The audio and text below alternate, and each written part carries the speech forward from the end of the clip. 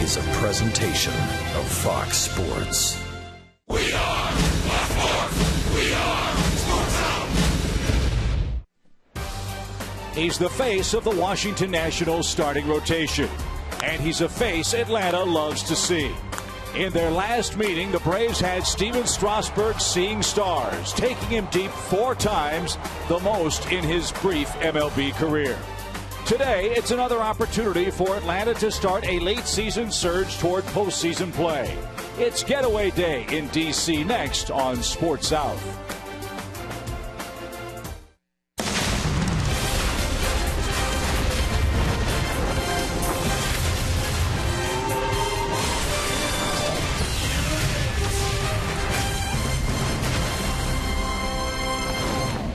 It's Getaway Day in Washington, and a great day for the Braves to pick up a win against the division-leading Washington Nationals. All year long, Braves baseball is brought to you by Academy Sports and Outdoors. The right stuff, the low price, every day. Things have not gone well in the first 2 games of the series. The Nationals have beaten the Braves handily. Let's see if they can tangle with Steven Strasburg and head to Texas in a good mood on a beautiful afternoon for baseball. Hi again, friends. Joe and Chip, welcome back to the ballpark. Things have not gone well for the Braves of late here in Washington, Joe, and really it's not a whole lot of fun to think about facing a man who throws a bajillion miles an hour in the hopes of salvaging 1 game out of 3 against the division-leading Nats. Yeah, it's not the type of scenario you'd set up for the last game of this series, but the Braves definitely need a W before they leave town, and the guy on the mound is a guy who most people can't beat, but the Braves can. Steven Strasburg is outstanding, has a great arm, but Atlanta has owned the guy. They are in his head. You're seeing some replays from home runs hit against him in his last time pitching against the Braves in Turner Field, which is his house of doom. But this guy has it turned around. His last 5 starts, he's gone 3-0, just a 200 batting average against him. So the Steven Strasburg that the Braves are going to see today may not necessarily be the guy they saw August 8th. Between Strasburg and his pitching coach, Steve McCatty, they've gotten some things figured out. He's still striking out a ton of guys, but he's also limiting the runs and hits, and that's where the Braves are going to have to figure out a way to solve him today. With his first out today, Strasburg will establish a new career high for innings pitched. He does lead the league in strikeouts, a tough assignment indeed for Atlanta. As we wrap things up in our nation's capital, we'll get to starting lineups and our first pitch right after this.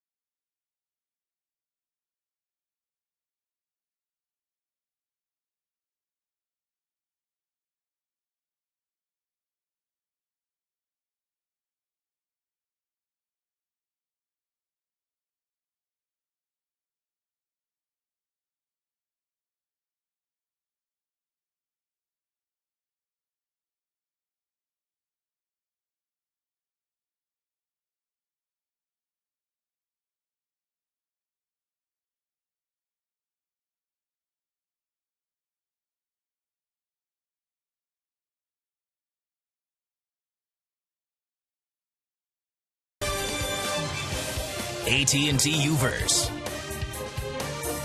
and Synovus, the bank of here.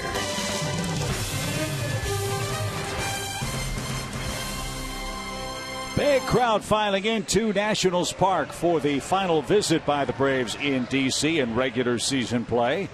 It is a perfect afternoon for baseball. A few puffy clouds overhead. Temperatures in the upper 70s, low 80s.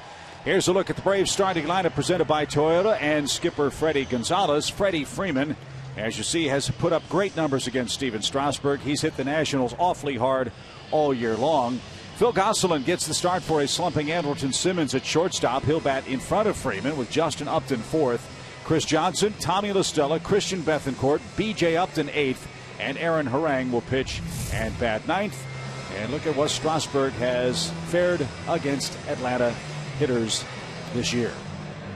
Not very good, is it? No, it's not. 0-2 with an 8.22. That's not August 22nd. That's actually his ERA against the Braves this year in 3 starts with those 5 home runs. Take a look. 24 hits and 5 walks in 15-plus innings. Again, still getting his strikeouts, but the Braves have just racky-tacked on him. His 4 keys to pitching success today. Number 1, glove side. He's really improved the way he drives to the plate by improving how he turns to deliver the pitch. We'll talk more about that as we go along. And he's trying to figure out a way to solve the Atlanta Braves. Those numbers for this year, we showed you 0-2. He's 3-6 lifetime against Atlanta. Braves need a win desperately against Washington. They start play today, 9 games back on the 10th of September. And Jason Hayward, who batted in the middle of the lineup last night, moves into the leadoff spot again for the Braves. And if you're going to get Strasburg, the first inning might be your best shot. Now back out of play and we're underway.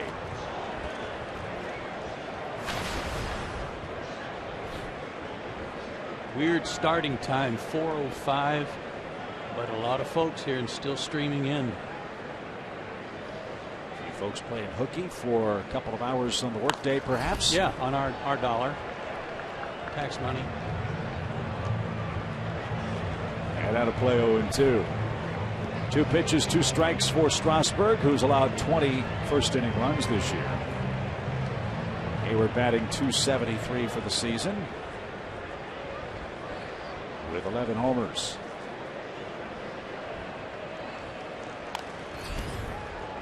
And there's that 97 you were mentioning a moment ago from Steven. Yeah, the problem was that he was going up with his left elbow and glove and kind of rotating in a circle. If you draw a circle and point it toward third base, that's where the circle was. Now he's keeping that elbow lower. He is driving to home plate, and that elbow is going more to the first baseline. And the breaking ball gets Hayward to swing and miss. First strikeout for Strasburg today. 1 down. It's not one of those deals where the front side's flying open and his arm is dragging. It's actually something that's helping him stay over his back leg a little longer and then drive out over his front leg. And it's generating more velocity on his fastball. That's a good breaker. Phil Gosselin is at shortstop for the Braves today. He has collegiate history with Steven Strasburg. Tom Hart will have more on that as our afternoon moves along. Phil with a 3-game hitting streak, 3 for 12, and a .300 batting average for the year. 1 ball, 1 strike.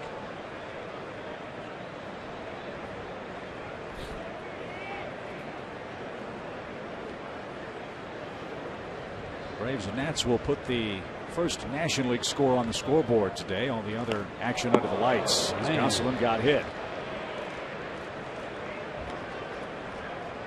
I don't know if it hit that guard that he's got on the back of his arm. If it hit him in the hand, there'd be a whole lot more going on. Oh, it did. It caught the guard. Good.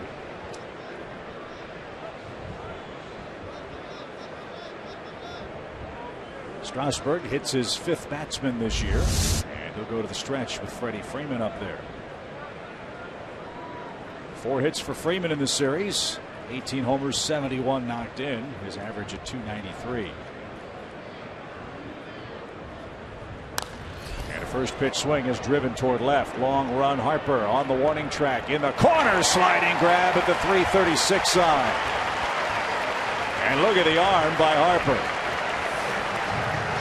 What a catch to rob Freddie Freeman. 2 out. What a catch, and a ball that completely fooled me from high atop Nationals Park here. I thought that was just going to be a slicing pop-up down the line.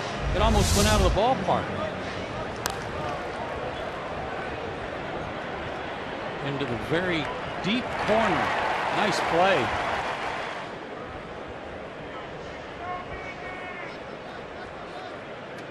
So Hayward with a great catch in this series in right field. Bryce Harper with a marvelous catch here in the first inning in left. That'll bring up Justin Upton.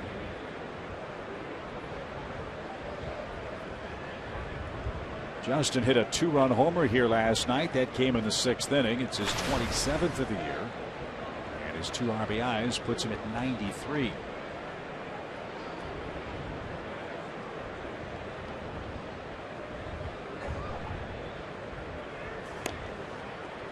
People around the Nationals camp feel like the turnaround Strasburg has made makes him their ace heading into postseason, where most of us in the Braves camp feel like Zimmerman has been their best pitcher. The way Strasburg has gotten his season turned around and stepped up, they think he has finally elevated himself. Fly ball left field. Harper on the run again. Easier play, and Strasburg is out of the first inning. He hits Phil Gosselin with a pitch. He earns a strikeout, and nothing across for Atlanta in the top of the first inning.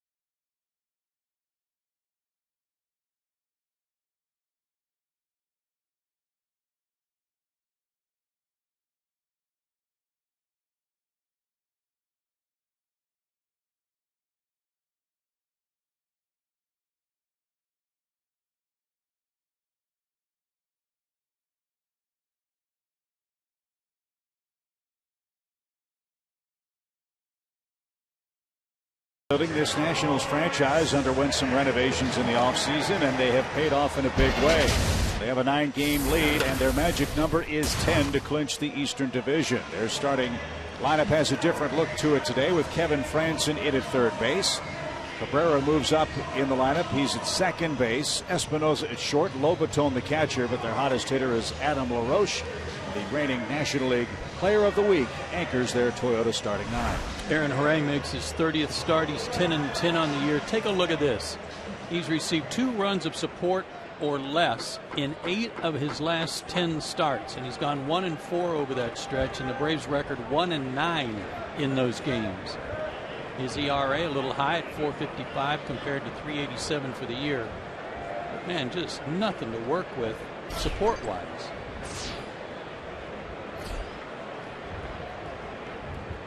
He'll face off with Denard Span, the Nationals center fielder and leadoff man, and he takes a quick strike. Aaron's work scouting report this afternoon. No middle ground in Miami. His last start, he was in the middle of the plate and he was up. He's got to stay out of the middle of the plate and avoid early trouble. Little pop, shallow center. And that should be handled by B.J. Upton, and it is for out number 1. With Jordan Zimmerman pitching last night, Strasburg today. Last night, the 4 runs in the first pretty much spelled how the game last night was going to end. And the same could be said today if the Braves fall behind early to Strasburg.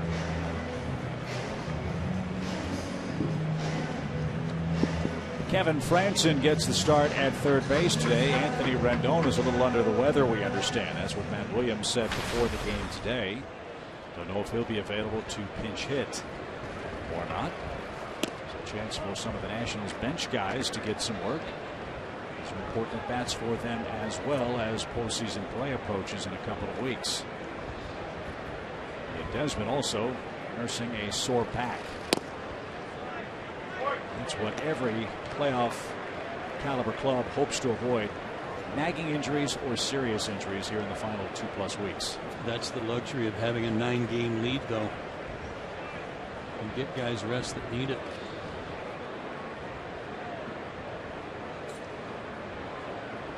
Two balls, no strikes for Franson. And Harang paints a corner.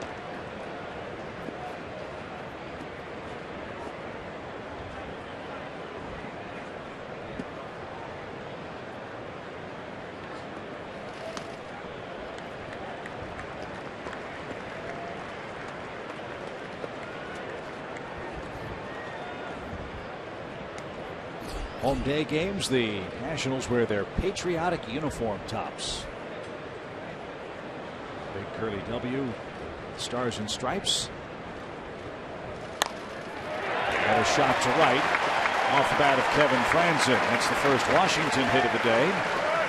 That'll bring up Jason Worth. They got him off the scrap heap after he'd been released. This guy's always been a real good player in a reserve role. And he can hit. He's a good pinch hitter. They were able to collect him after he'd been released by the Phillies. He's hitting .255 on the year, 11 for 45 as a pinch hitter. That's one of those roster modifications we were talking about as we came on the air for you. Nice pickup, as has been Jason Worth. Braves have handled Worth so far in 2014. Jason with 1 RBI this year against the Braves. He takes a high strike. A couple of Nats have not done much. Worth one of them, Harper the other. Those 2 men have combined to knock in 1 run. You mean that RBI last night was his first of the year against Atlanta? Wow.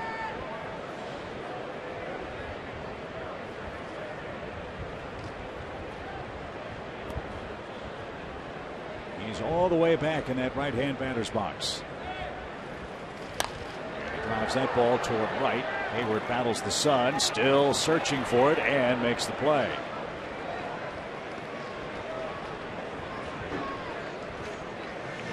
Sunfield will be in right, or a high pop-up for second base and first base.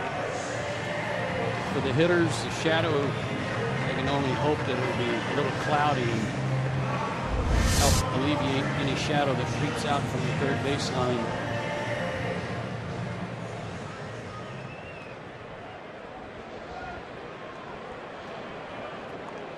Nationals have an excellent day game record, 28-19, 18-9 at home in day games. The Braves are just 17-23 during the day.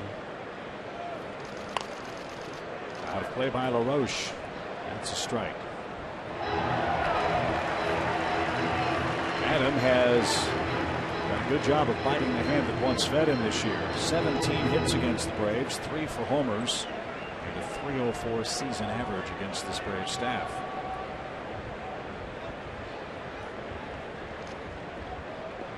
Two hits, 2 RBIs last night. 2 hits in the opener on Monday.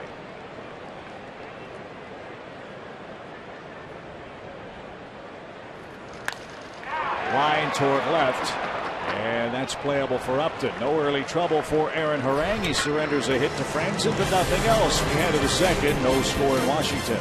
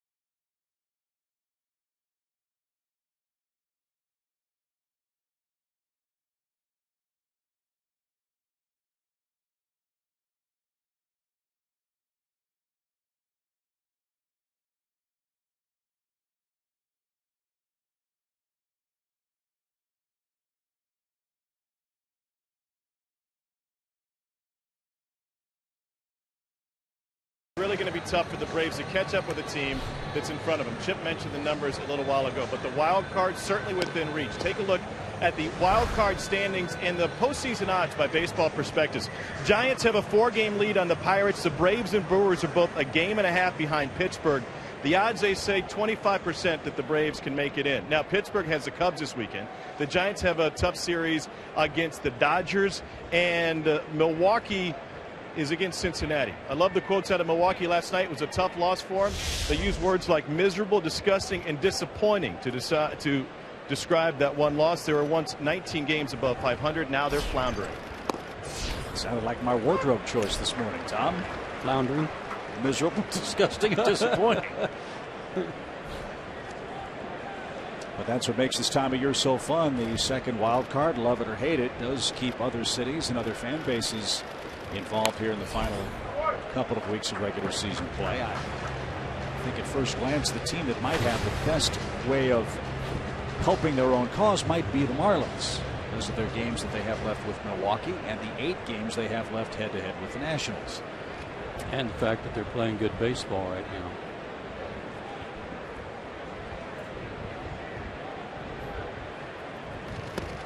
Out of the way for Chris Johnson. 1 ball, 2 strikes. Milwaukee lost 9 in a row, and then they won a game, and everybody kind of quit paying attention to them.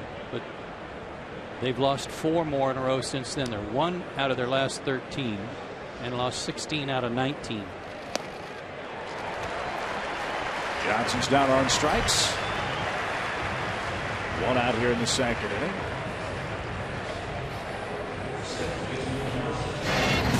Here's our SunTrust shining moment with Tommy La Stella standing in. He'll never forget August 8th, will he? He was one of the guys who went downtown off of Strasburg, his first career homer, got the silent treatment, and then he just kept going on downtown himself.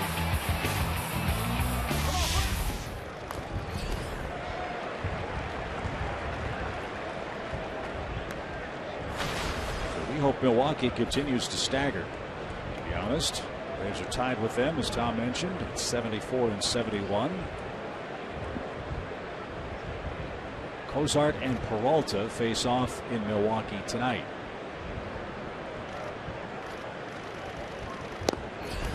That's off the plate for an even count. If you missed it, Casey McGee and Marcelo Ozuna hit homers in the 9th inning off K-Rod, who did his best Ted Lilly impersonation after the McGee homer. Took his glove off, slammed it on top of the mound, and it bounced like a basketball right back in his hands.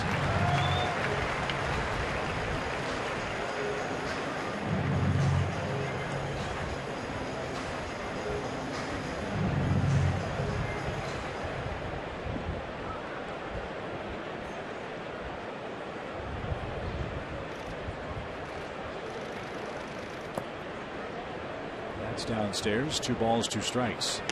Not only is he throwing a little bit harder, but this mechanical adjustment he and Steve McCatty made has allowed Strasburg more command of his fastball.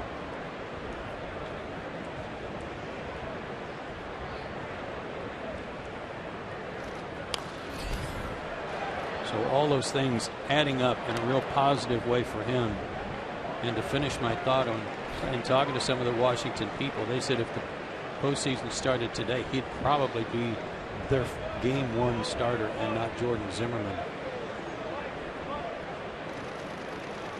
It's a tough problem to have, isn't it? 1 versus 1A, and your point is really a good one. Having command means to lower pitch counts. Lower pitch counts means you can stay in the game a lot longer. Strasburg's thrown 100 pitches or more only once in his last 7 outings. That was on August 14th. He set a career high in innings pitched with his strikeout today. He's got 217 of those. That leads the league. And he's getting stronger in the latter portion of the 2014 schedule. 2-2 pitch. Bouncer toward first. LaRoche has it. And he'll take it to the bag for the second out.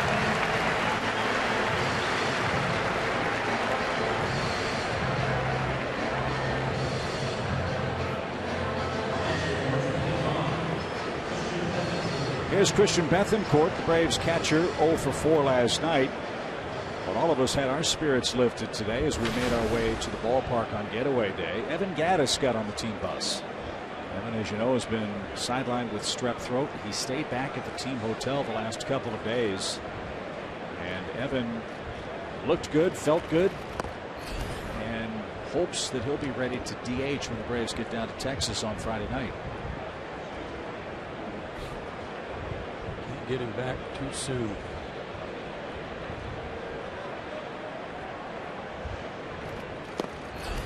Something about Strasburg I just noticed, Chip, I don't know if he always does this, but most pitchers step right in front of the rubber and push off of it.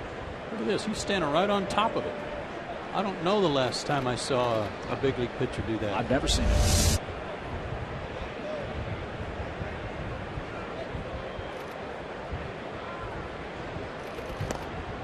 There he caught a corner.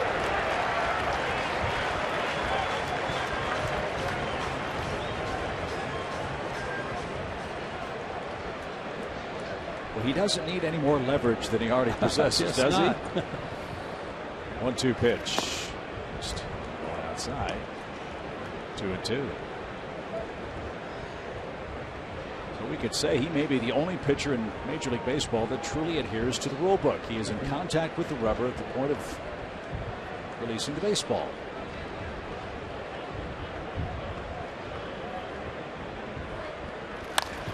Ground ball up the middle. Bethancourt has a hit. And that's the first of the day for the Braves.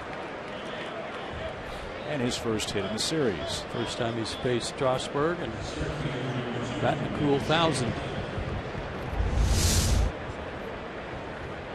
Nice ball right there.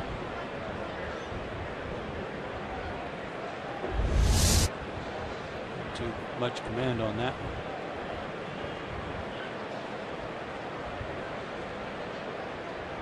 Here's BJ.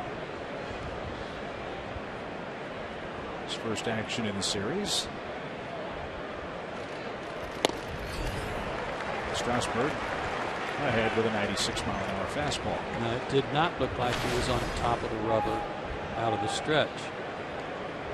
Maybe about half and half.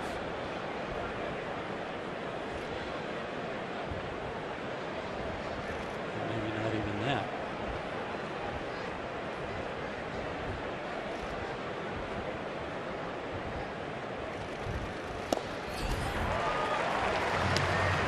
On 2.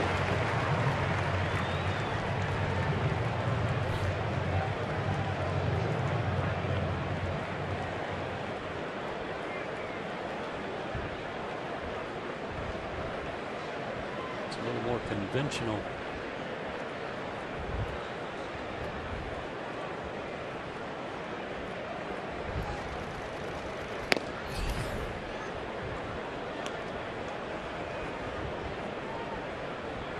The logic is that, like a hitter who digs a toe hold, have something to push against with their back foot. Likewise, a pitcher steps in front of the rubber to push off of it when they come to the plate. And standing right on top of the rubber in his windup, there's no backdrop. No problem retiring B.J. Upton in the second inning. 3 strikeouts for Strasburg. And our game remains scoreless early.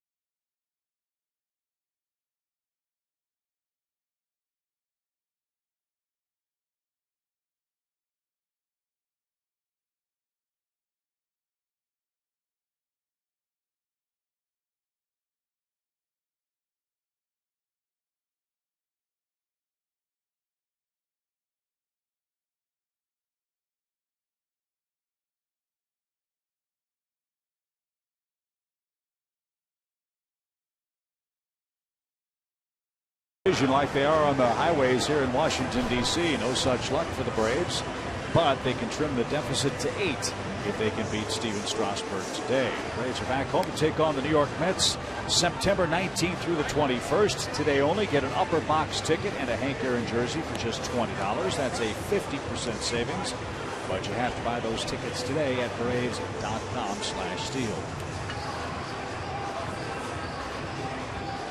Jacob deGrom won again for New York. Boy, did he ever. 3-hit shutout over his 8 innings of work. Folks think he might be the Rookie of the Year in the National League. No walks. I think he had 9 strikeouts against Colorado. He's won 7 of his last 8 decisions. A 1.60 ERA in his last 10 outings overall. So Brown will be another tough customer the Braves may have to tangle with when we get home from this road trip. Here in the second, as Drupal Cabrera starts for the Nationals. And lines the first pitch to left field for the second Washington hit. Cabrera, another new face for this ball club. He's done nice work for them.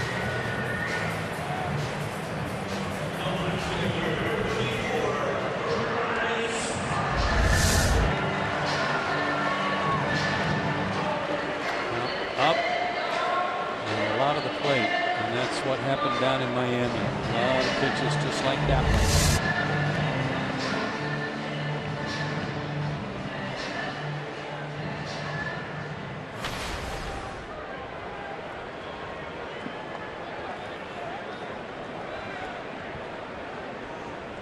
Bryce Harper is the hitter.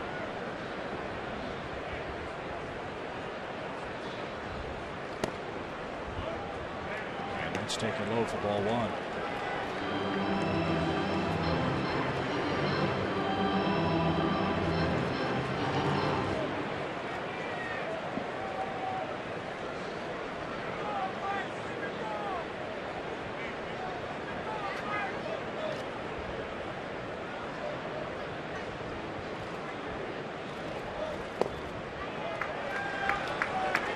To 2-0.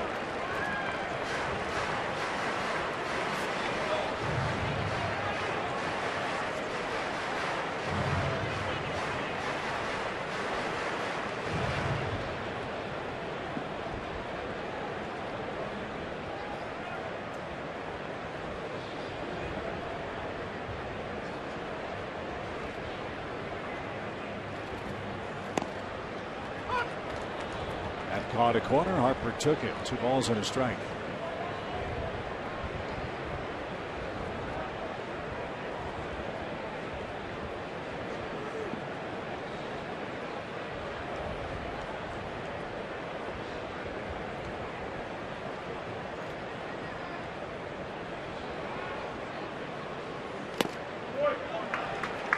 Aaron Harang got off to a great start, as we all know. Pitched great baseball. April, sub-3 ERA. July, good numbers, but August and September makes you wonder if he might be getting a little bit tired. 36 years old. Last year combined, his total innings pitched was 143 1/3 between a couple of stops in the big leagues. He's already passed that by over 30 innings. Well hit to right. Hayward reaching for the fence, leaps at the wall and makes the play. And Bryce Harper just missed. He's out number 1. He went to a catcher's squat by the first base coaching box, shouted an expletive in frustration. And he's the opening out of the inning. They're back at first.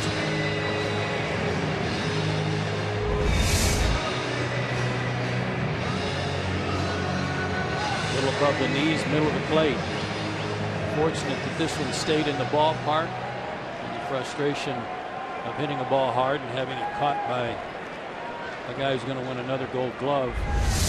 Part of that anguish. Nice play by Jason. Espinosa's the batter. He's at shortstop today. Mentioned last night. There's a school of thought with the Nationals that this young man may go to instructional league and give up switch hitting. He's a much better hitter as a right-handed batter. More power from the left side, but batting average about 120 points lower as a lefty hitter. Sharply hit into right field. Espinosa has a single. Cabrera is going to try for third. The throw there is going to be dropped by Chris Johnson. And runners are at the corner for Washington with one out.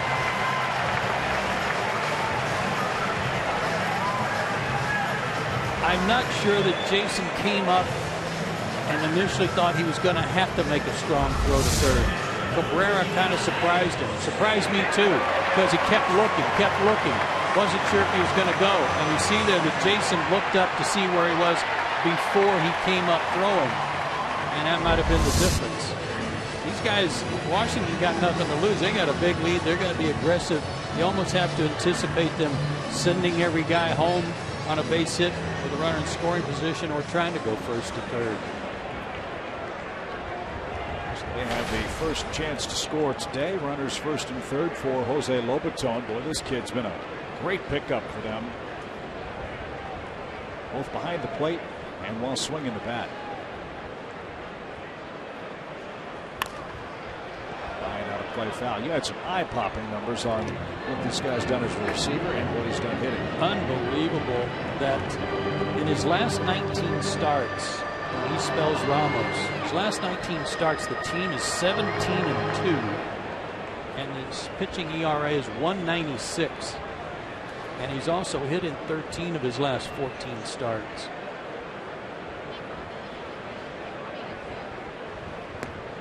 He's their backup catcher. He's been their #1 catcher a lot this year because of the various injuries that Wilson Ramos has had to deal with. Boy, what a great plan B he's turned out to be since coming over from Tampa Bay. Frank could use a ground ball here.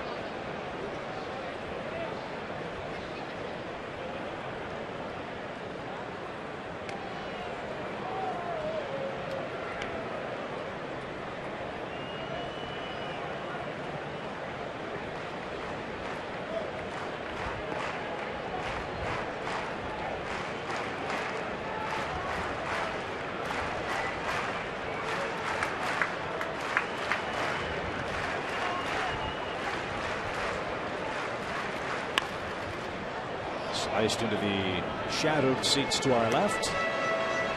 It's 0-2.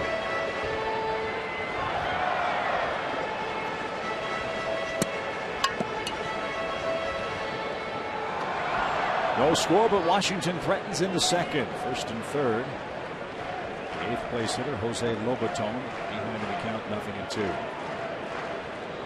Wearing a single to start the frame. Espinosa chased him to third with a hit of his own.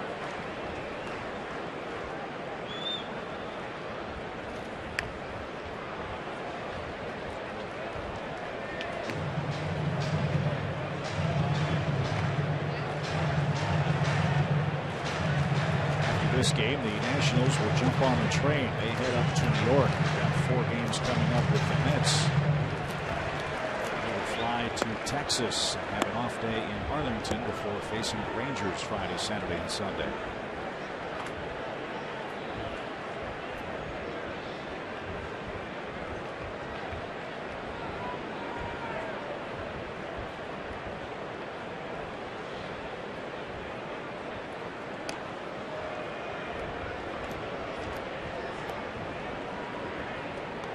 Tough sun field and right field right now. The shadow right behind Jason Hayward. Anything in the air, he's going to be looking right up into it.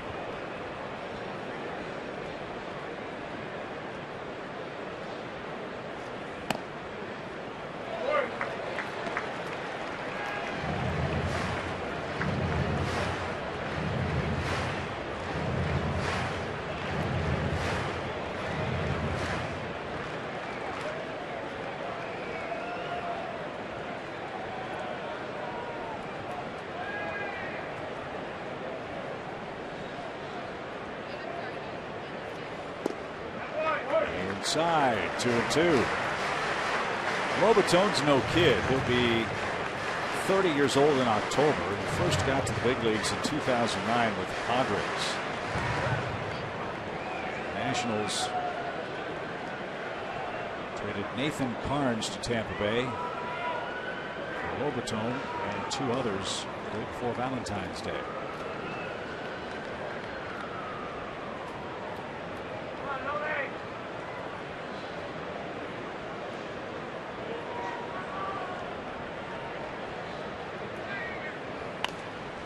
What a battle.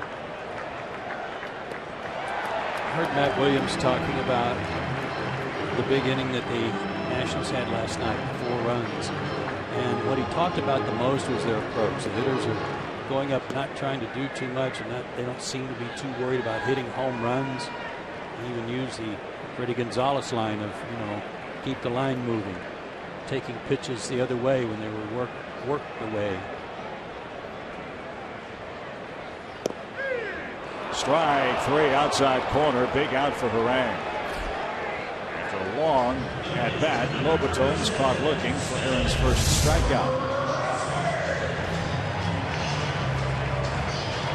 PNC Bank pitch tracks, a little off the plate, got the call from Marty Foster.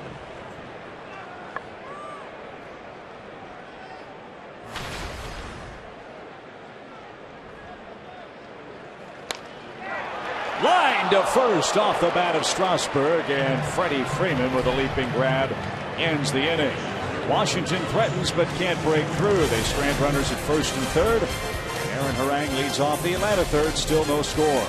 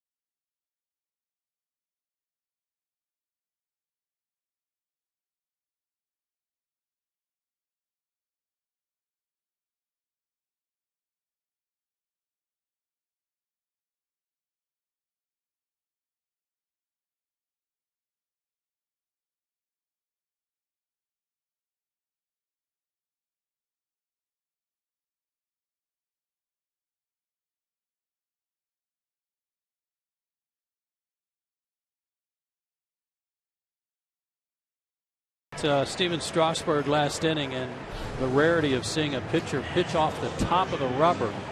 Well, that is by design. He used to step in front of the rubber in a more conventional way like everybody else. But when he did, and when he would then stride to the plate, he was pushing off so hard his arm was dragging. So what they decided to do out of the windup, he and Steve McCaddy, was pitch off the top of the rubber so that he had better balance and wasn't in such a big hurry to get to the plate. And that way he stays over his back leg longer and doesn't stride quite as far. So when I said it jokingly, he has enough leverage, that might have been accidentally correct. It is correct. Joe, the interesting part is that by all accounts, this is the third different position he's used this season. Earlier in the season, he was half on, half off to get that leverage Chip was talking about. Then he moved completely in front of the rubber. And what we saw today is something that had yet to be discussed, pitching from directly on top of the rubber with no contact with the dirt. Well, it's working. He's rolling. That's exactly what the Washington Nationals hoped would happen. You get this guy going. You've got Fister rolling. You've got Jordan Zimmerman pitching good ball. That's as good a threesome as we've seen in National League play this year. Well, you can understand now how, if he doesn't have anything to push off of, then he's not in as big a hurry to push off. He's staying back. And if it was as simple as that, then tip of the cap to Steve McCatty and Strasburg for working it out. 0-2 to Harang now. 1 ball, 2 strikes. Let me ask you this. I don't know what that was. That was a different windup altogether right there. Well, try it out against the other pitcher. Why not? And Harang is down on strikes. That's 4 for Strasburg. And Stevens through the Atlanta lineup for the first time, allowing a 1 hit. Washington's in first place, barring a huge comeback by the Braves. They're probably going to win the division. As you look at the Nationals, compare them, Joe, to the Dodgers and Cardinals. Is this national team, in your estimation, the best first-place team we've seen in the National League this year? I don't think so.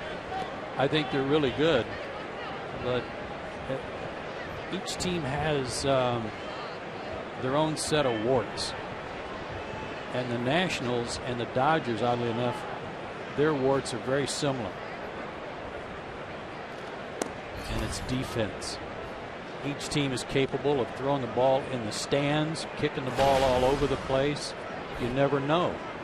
And I know the Nationals have worked real hard to cut down on their errors, and they have in the last 50 games. But that's the area when they get to the postseason that they've got to tighten up. Likewise, the Dodgers, the same thing. And it seems like we haven't seen the Cardinals in about 15 years. But they are a different team now than when Atlanta faced them. Yeah. They weren't scoring any runs with runners in scoring position. That's changed. Yeah, not being able to put eyeballs on them. Up the middle. Nice pick. No play. Infield hit for Jason Hayward. But the Cardinals' offense was not really that much different than the Braves' offense when we saw them earlier in the year. And it has improved. So if they get some of their pitching healthy, which they are on the road to getting that done, almost a skate save, then the Cardinals are going to be their formidable selves. And that was kind of a loaded question in that when we saw the Giants, they were a first place team out in San Francisco. I think we were both saying at the time we left San Fran, ain't nobody beating this team. No, that's right. And we're still within striking distance out west, only 2.5 games behind LA. They've got the Dodgers at home this weekend. Big series. Well, the Dodgers have a big 3 starting rotation, just like the Nationals. I think the Nationals bullpen might be better than the Dodgers.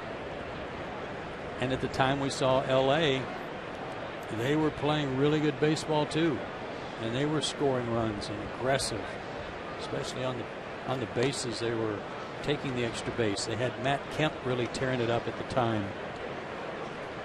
Kemp's hot again, but amazingly, Yasiel Puig hasn't hit a homer since the Dodgers faced the Braves. I did not know that.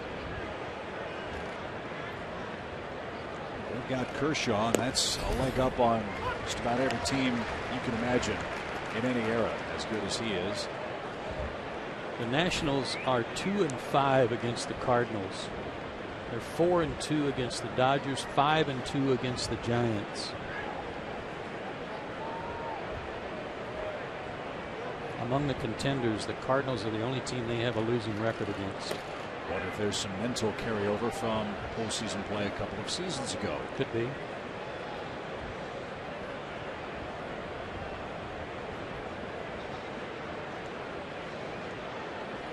As you know, the Braves have a winning record against Washington this season. If Atlanta can somehow get in as the wild card and win that series, if Washington ends up with the best record, Atlanta could conceivably match up with the Nationals in the first round. And if that happens, well, really all bets are off at that point. Braves would certainly not be afraid of facing this Washington club. No, there'd be more in the Nationals' head. That's why what could happen again. That's why this series is so big for both the Braves and Washington too. They want to knock Atlanta out if they can, and there's some of that defense you were talking about.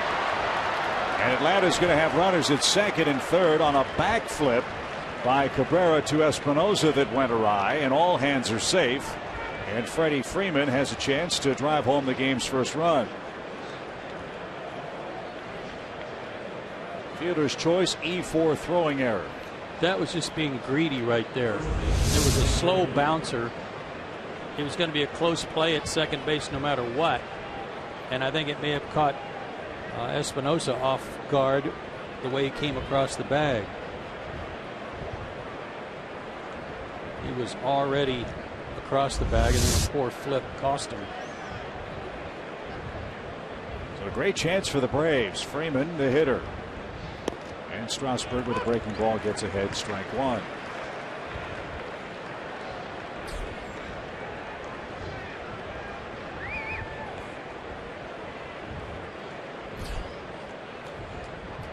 That is Cabrera's first error with the Nationals. And 14 of them in the American League. Make him pay. Yeah. The Nationals play their outfield a lot like the Mets. The Mets play very shallow. They got Lagares in center who can go get him, and they trust that he can go back on the ball. Well, for Freddie Freeman right now, all three outfielders for the Nationals are very shallow.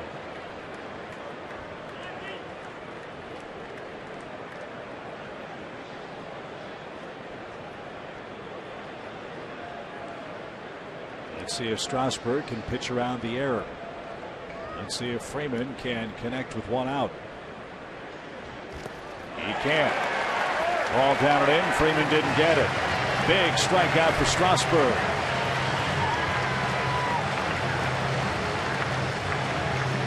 This seems to be plaguing the Braves over and over again with Freddie and Justin. Now, I know Justin hit a big 2-run homer last night, but there was a game in Miami where they came up just needing a ground ball from Freddie, didn't get it, struck out. Same thing last night, runner at second in the 8th inning, a strikeout. Freddie with 2 RBIs in his last 18 games, not counting today's play. First and second, nobody out in the 4th inning last night. Justin came up and struck out, and this is all with the infield bat, where you just got to put it in play. Freeman couldn't. Strasburg now with 2 outs.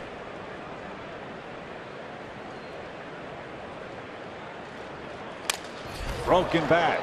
Espinosa at short, gloves and guns to first in time, and Strasburg does pick up his dribble Cabrera. No runs, a hit, an error, 2 costly runners left on base. Top of the order up for the Nats, still scoreless.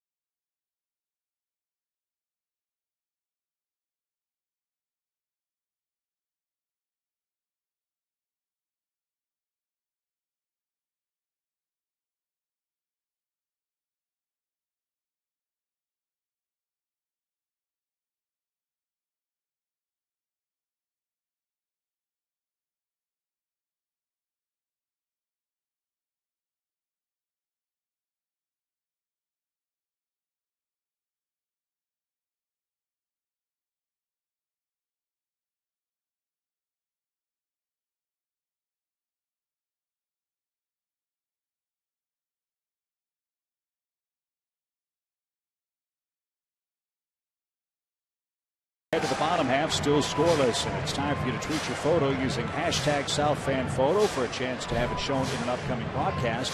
That's brought to you by AT&T. Beautiful day in Washington. I mean, beautiful. Same sad song for Aaron Harang. No run support yet. As He's got to face Denard Span to start inning number 3. This time, ball 1. What was the game time, Tim? 78? 78. That's awesome.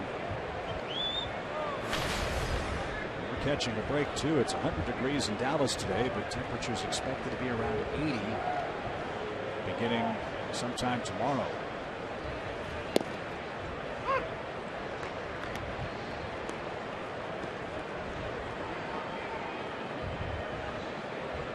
Starters for that series in Texas order will be Wood, Terod, and Minor. We do not have Texas's starting 3 yet.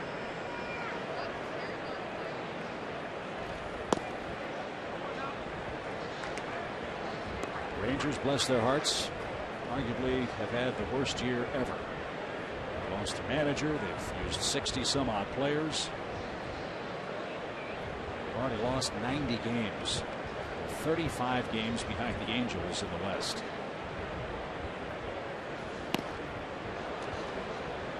Two and two. Totally unexpected. Then injuries always are, and they use the DL more than anybody.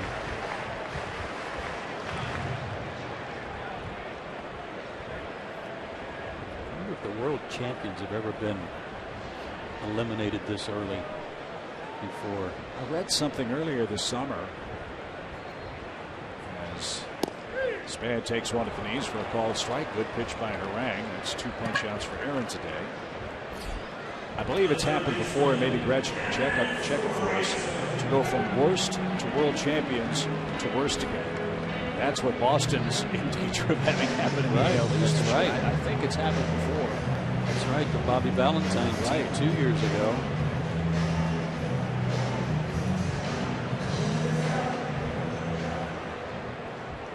Things could be worse. The Braves do have a shot at the playoffs. Trying to figure out the offense here in mid-September. I read a quote from Freddie Freeman when he was asked about the division, the wild card, scoreboard watching. Have you been doing any scoreboard watching? And he said, no, we've got our hands full. I'm paraphrasing here. Trying to pay attention to what we've got to work on, what we've got to pay attention to. Like they've got their hands full right now, just trying to get some runs on the board.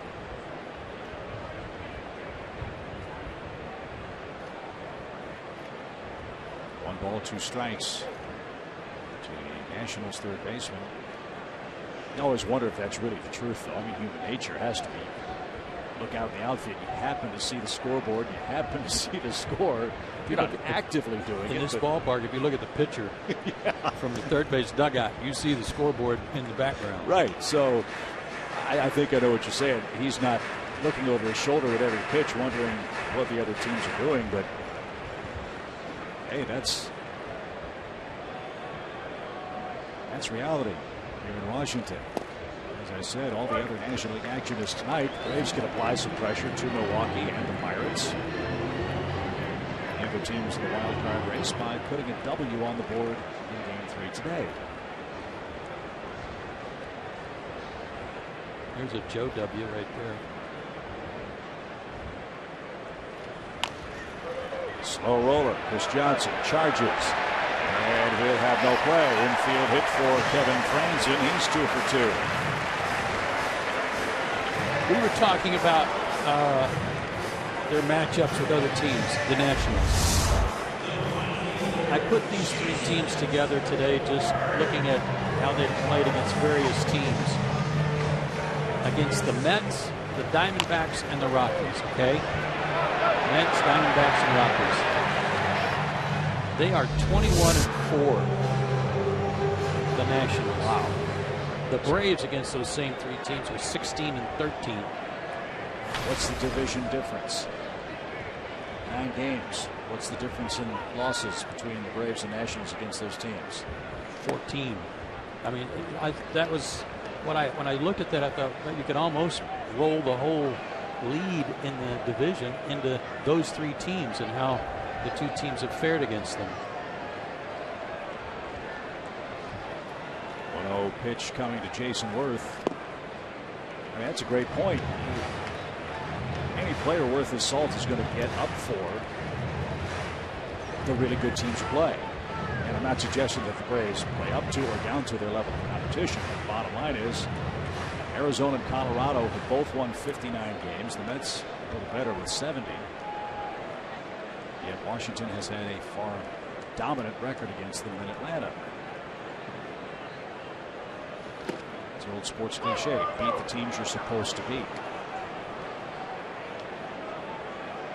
And they have. Nationals have really done a good job of that. And they own the Mets in New York. They've won every game there, I think, for the last 15 years. Casey Stengel was running things. 3-1 to Worth. They're 6-0 there this year, and there's some crazy number, 25 out of 30 or something. That's where we head next for 4 big games. Dangerous pitch for Jason Worth. And a full count.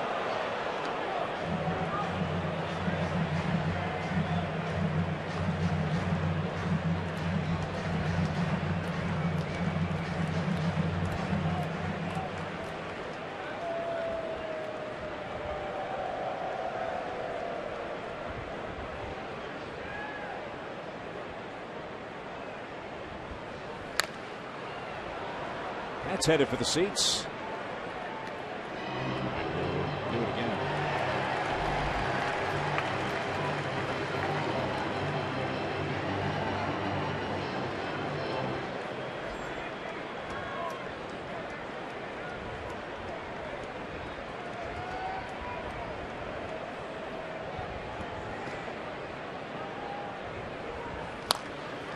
Line foul.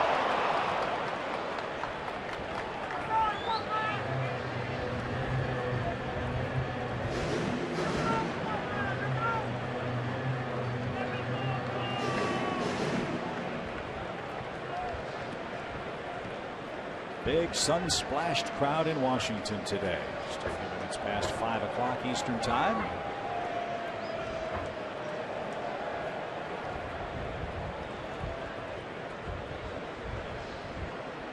Now Harang's 3-2 pitch is cut on and missed. Worth didn't get it. He's the second out. Second strikeout of the inning. Third of the game. Oh, four-seamer there from Aaron, 90 miles an hour. In the shadows. Perfect pitch on the outside corner.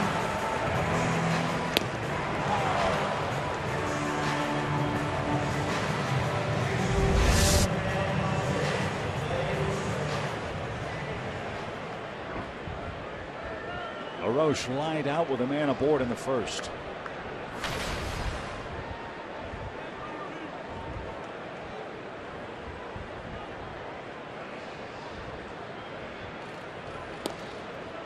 Downstairs. That's something that Urban Santana was unable to do early in the ball game last night. Pitch in. Paul Bird talked about that a lot in the post-game show last night, and not establishing something inside. These Nationals hitters were kind of draped over the plate, taking the ball the other way, covering good pitches.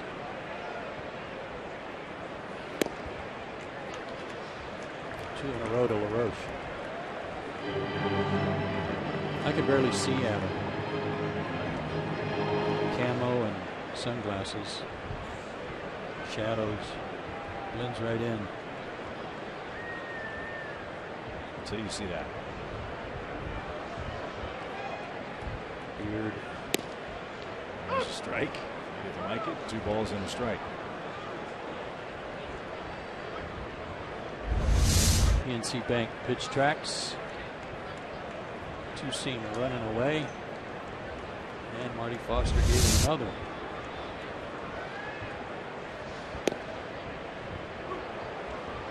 And Foster grants another one. Wow. Where'd that come from? PNC Bank pitch tracks again. Same place, same call. Almost like a replay of the pitch before. 2020. 2 balls, 2 strikes.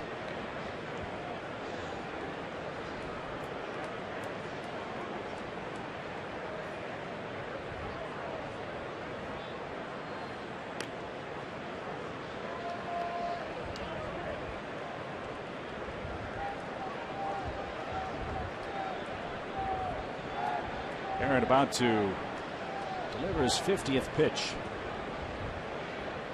He has yet to earn a 1-2-3 frame.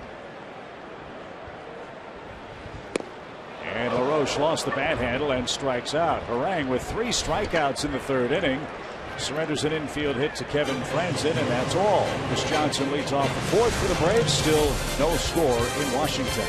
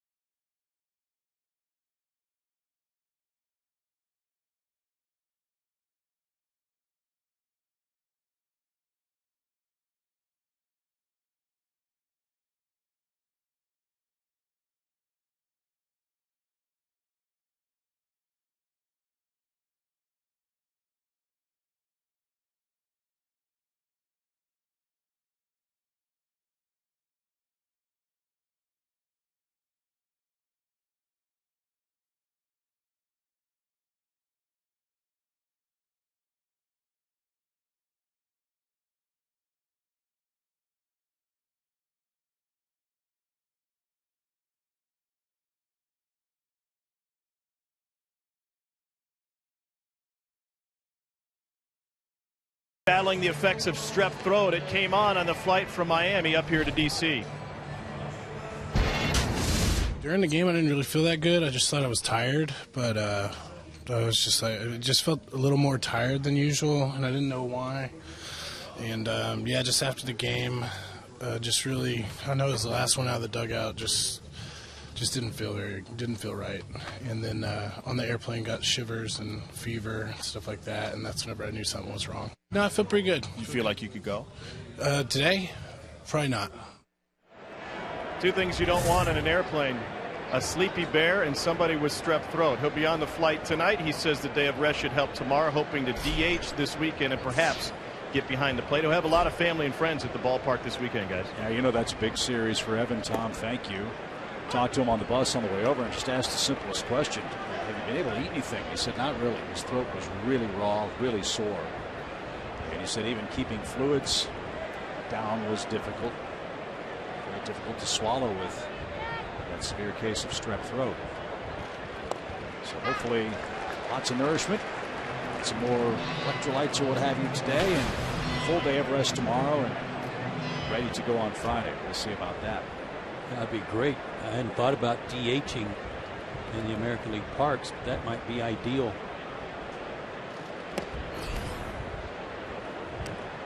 Up and away to Chris Johnson, who struck out to start the Braves second. Not to take anything away from Aaron Harang striking out the side there in the 3rd inning, but it may be a little tough to see right now.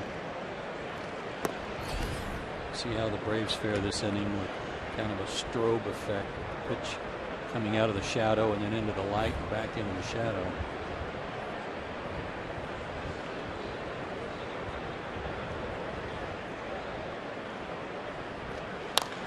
In the air to right.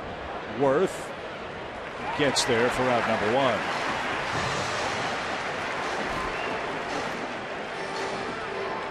Chris retired for a second time. Now Tommy LaStella's the batter. Tommy bounced down to first in the second.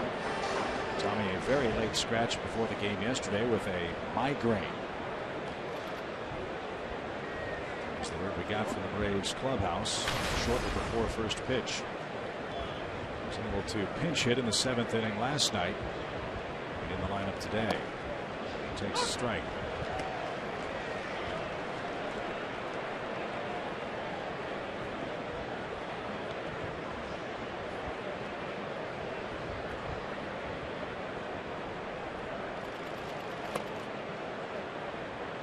No score, 4th inning in Washington. Braves looking for their 2nd victory on the road trip.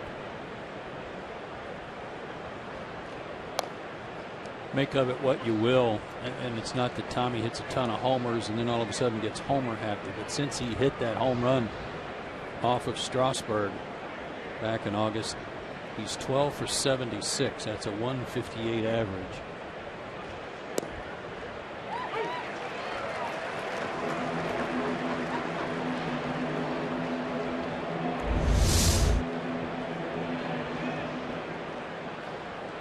Breaking ball right at the glove, and a nice job by Lobatone, who we were told in a scouting report is as good as it gets when it comes to framing pitches and stealing some strikes. He's very calm back there. There's no real jerking of the glove. He's very subtle in the way he does it. 2 balls, 2 strikes. Bouncer to second. Nice pick. And a nice throw to first by Asdrubal Cabrera. Lestella's a second out. Cabrera has a lot of range. Remember, he's a former shortstop and a Gold Glover. And he showed the range on that play to his left. And Thomas 0 for 2 as well.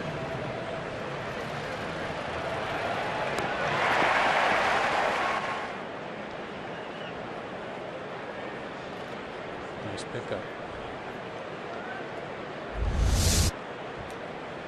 Christian Bethancourt picked up the first Braves hit today, a 2-out single back in the 2nd.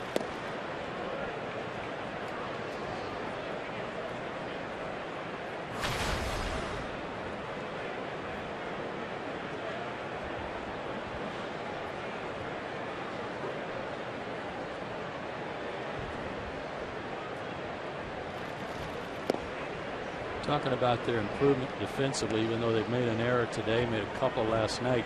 First 59 games, they had the 2nd most errors in baseball. Their last 84 games, 2nd fewest.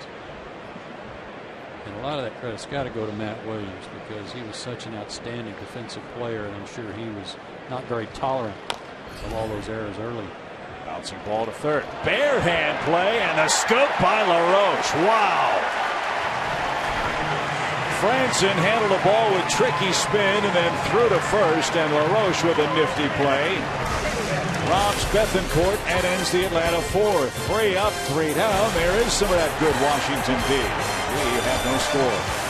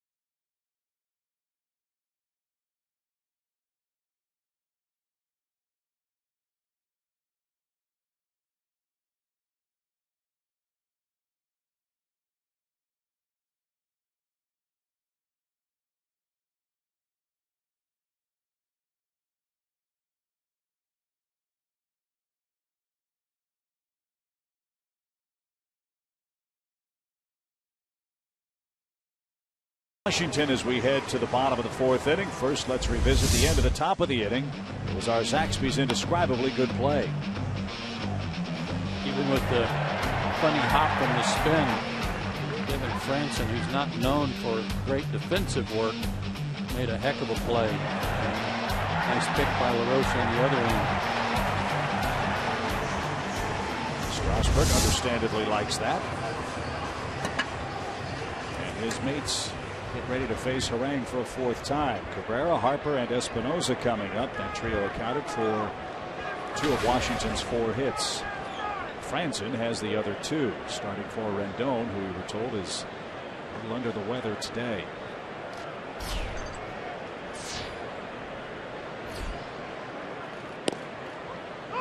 Washington got some more good news today. Ryan Zimmerman took full batting practice again.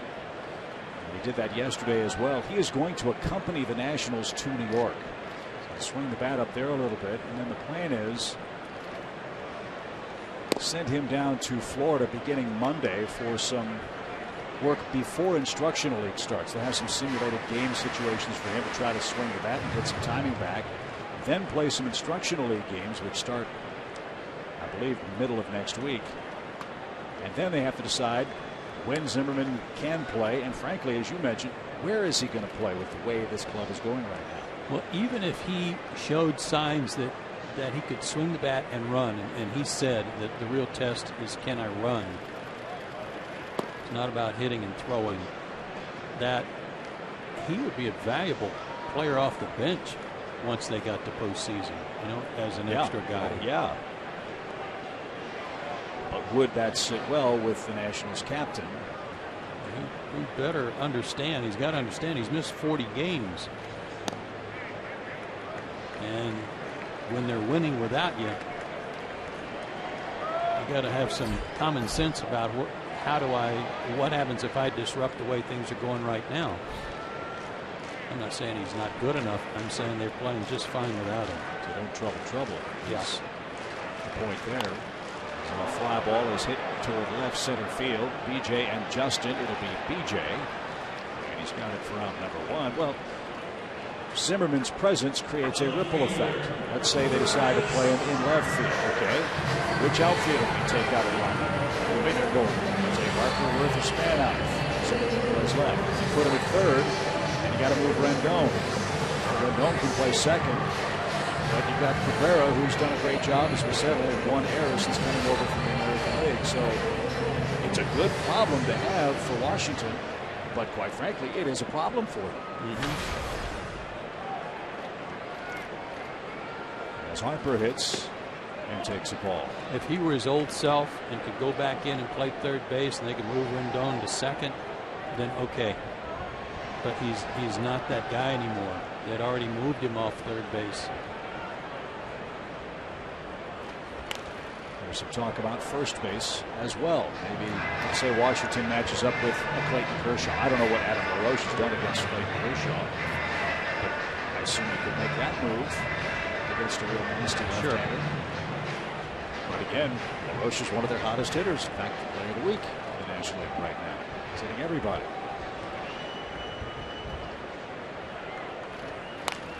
Bouncing ball just foul at first. Freeman with a backhanded flip. Didn't realize it was foul until after it left his hand. 1-2 the count.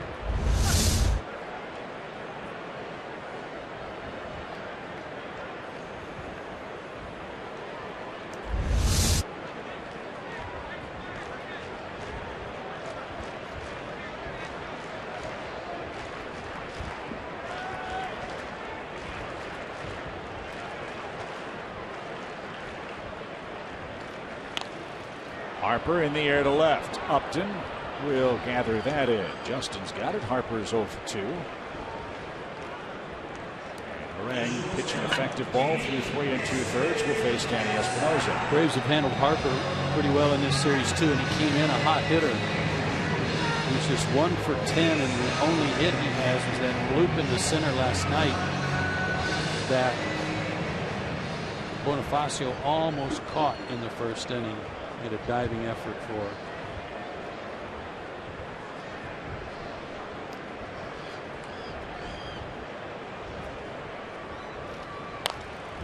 In the air toward center, BJ Upton is there. He's got it. And Harang gets him in order in the home fourth. Upton, Harang, and Hayward coming up. Still no score in Washington.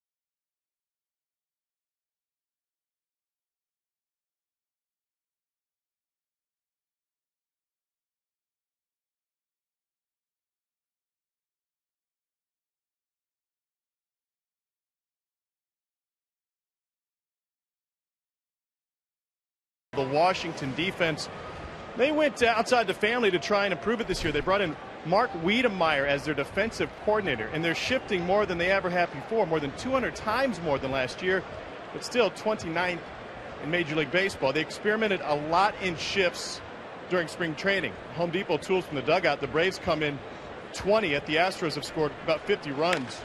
There's a shot deep toward left field by B.J. Upton, and he has homered off Strasburg again. Shift on that. 1-0 Atlanta. Sorry, Tom.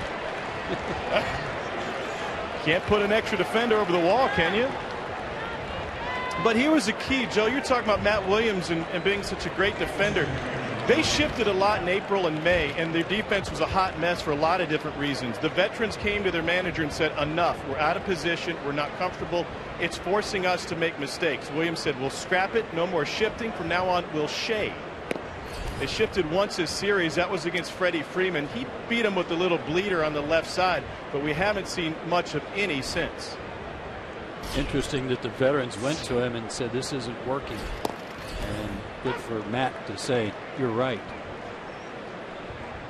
Boy, did you see Strasburg kind of stare at BJ as he was headed to first and around first, like almost like, how did you hit that? Or what am I doing wrong? I'm not sure what. Oh, that's wheelhouse time. Down and in. And then right here. Who are you? So Atlanta strikes first. That is the telling stat of this Braves team in 2014. When they hit a home run, they usually win. The Braves are 52-21 in games in which they hit a homer.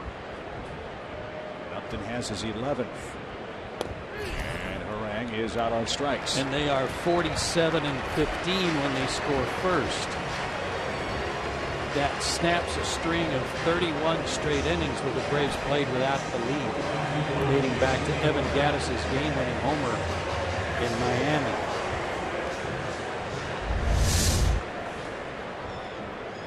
Good fastball running in and then running out. BG hadn't played in 3 days, making up for it right there. So there's your run, Aaron. Here's Hayward. Jason's 1 for 2. And that one gloved by Strasburg. Nice play. And quickly 2 out.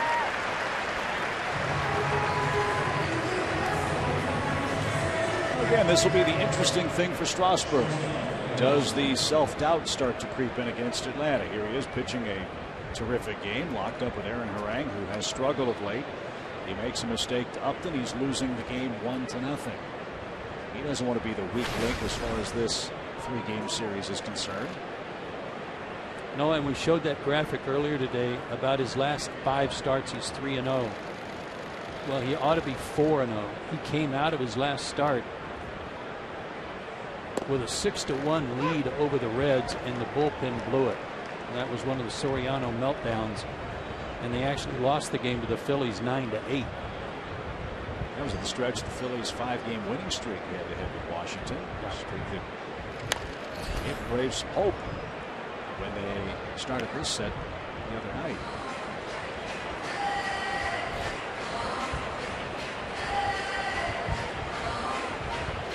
Again, Strasburg, another man that doesn't get a lot of run support. 2 runs or less in 17 of his 30 starts so far this year. None today. He just struck out Gosselin, but not before B.J. Upton led off the 5th inning with a rocket shot into the stands in left. Braves strike first. 8-9-1 coming up for the Nats in the 5th. Aaron Harang leading the ball game now 1-0.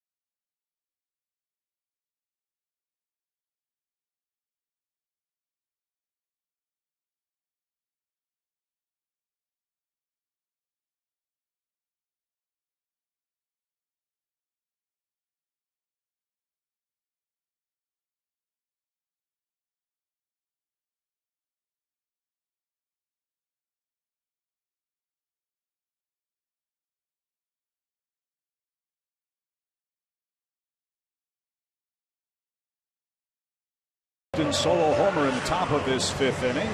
As we've mentioned a couple of times, the Braves have a chance to put the first winning score on the scoreboard in National League play, and we'll see what impact that has on our direct TV standings. Let's start with the wild card race in the National League. Braves are on the outside looking in at the moment, but remember, they're 2 games back in the loss column, but have 4 home games coming up with the Pirates.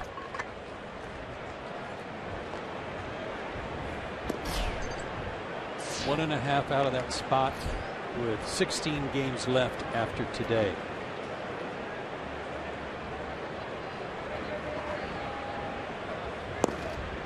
Swing and miss by Lobaton. The Pirates are in Philadelphia again. Vance Worley, the former Philly, will face Jerome Williams, who's 3-0 for the Phillies.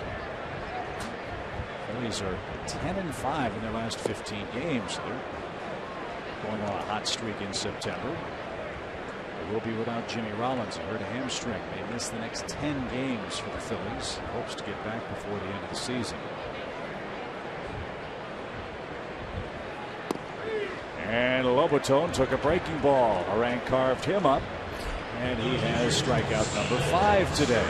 Aaron's dealing. He did that little slow roller base hit to Franson in the 3rd inning. Interrupted little mini string he's got going. 7 out of 8, 9 out of 10 is retired. Strasburg retired on a line out to Freddie Freeman. That ended the 2nd inning.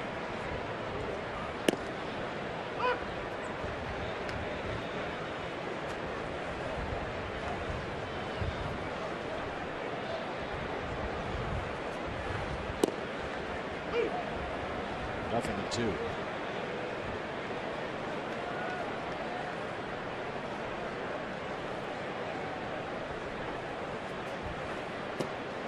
Did he go? Yes, he did. Strasburg down on a check swing strikeout. Keep on rolling, Aaron. 5 strikeouts over his last 2 2/3 innings. Now Denard spins the batter.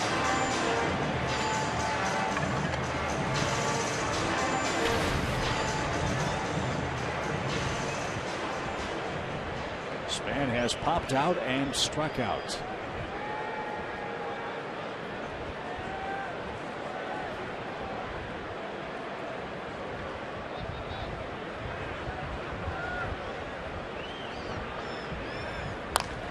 And sharply hit to right field.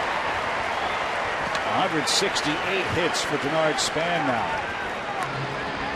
That does not lead the National League. He's now 4 behind Hunter Pence.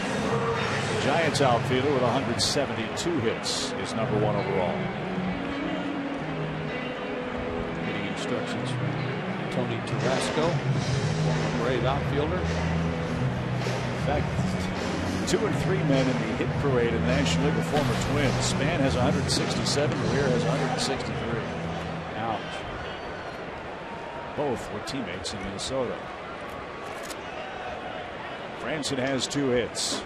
Last one an infield single.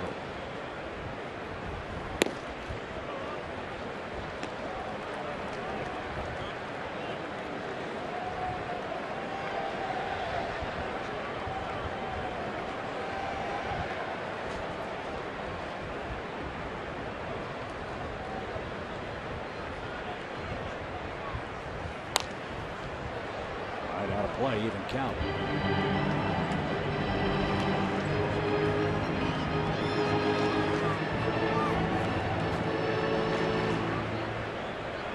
Harang outdueling Steven Strasburg today.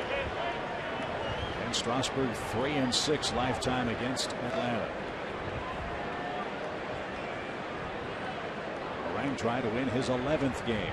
Same number that Strasburg has. Little fly ball right center field. That's a long run. Hayward can't get there. He plays it on a hop. And Washington now has back-to-back 2-out hits, and Jason Worth coming up. Kevin Franson giving Rendon a day off. put in the lineup because he's 4 for 10 against Aaron Harang in his career. Well, he's 3 for 3 today. Kind of fought off a sinker there. It stayed up a little too much for Aaron's liking and perfectly placed.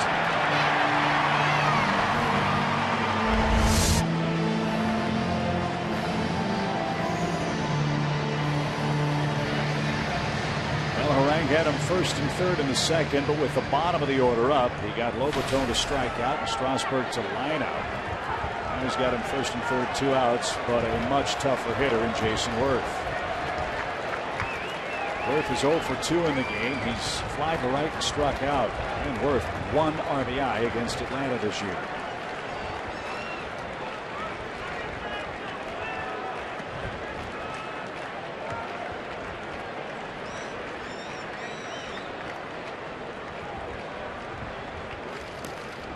A swing and a miss. Ball gets away from Bethancourt, and Span will score.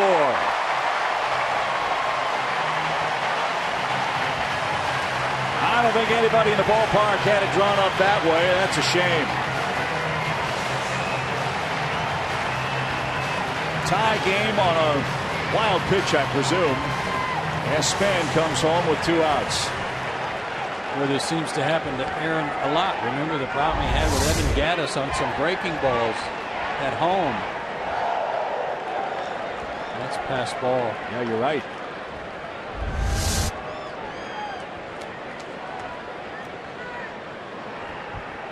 Now the go-ahead run potentially at second base. That's not going to come home for Washington as Worth rolls out. Pass ball. Boy, little things in close games cost you dearly. It did Harang in the 5th. Nationals tie it up. We go to the 6th.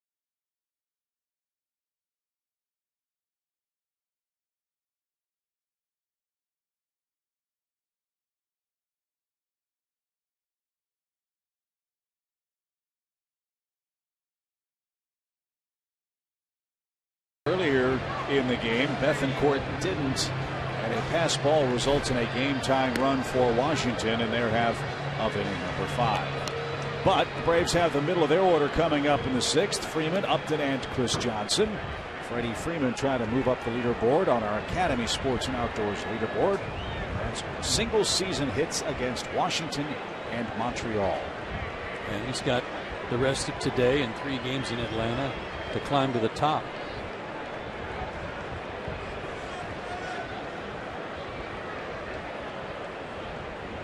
Freeman 29 for 61 against the national staff. That is perhaps the most inexplicable thing about Freddie Freeman's year. How hard he has pounded this pitching staff and how badly he struggled against the Marlins.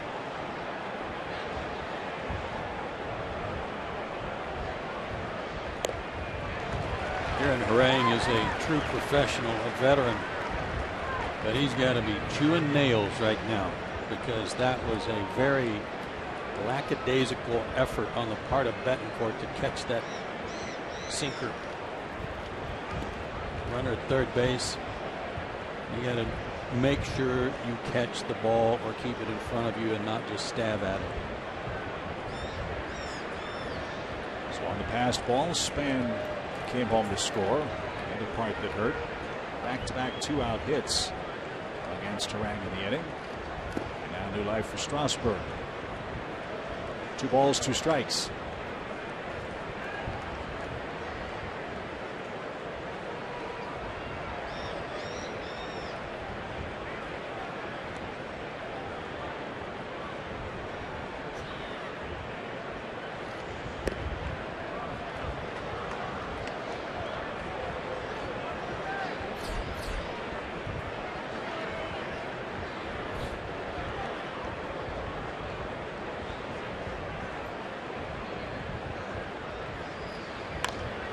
Down the left field line, Harper on the run. He's not going to get it. Freeman has another hit against Washington. It is a leadoff double. His 39th 2-base hit of the year. Again, they play shallow. He almost hit one out of here in the first inning, right into that left field corner. Like a 2-seamer from Strasburg there. Maybe some kind of changeup he tried to throw him. No chance for Harper to glove this one. But he had designs on throwing Freddie Freeman out at second base until he slipped down. So, Joe, here we are again with the Braves. Runner in scoring position. Nobody out this time. And a tie game with Upton, Johnson, and La Stella lurking. I recall back in the 3rd inning, the Braves had runners at second and third. 1 out. Freeman struck out. Upton grounded out. And the Braves could not break through. This is a playoff at bat, is what this is. This is a time where in a tight game, tie game now, and you've got their ace out there. Even though you're the guy who's been the hottest hitter and the cleanup hitter, you got to get it done. You got to get the guy over or drive him in by hitting the ball hard to the right side. And he did just that. Off the glove of LaRoche into shallow right field, and that's going to allow Freeman to score. A playoff bat and a playoff result for Justin Upton. Atlanta takes the lead 2-1.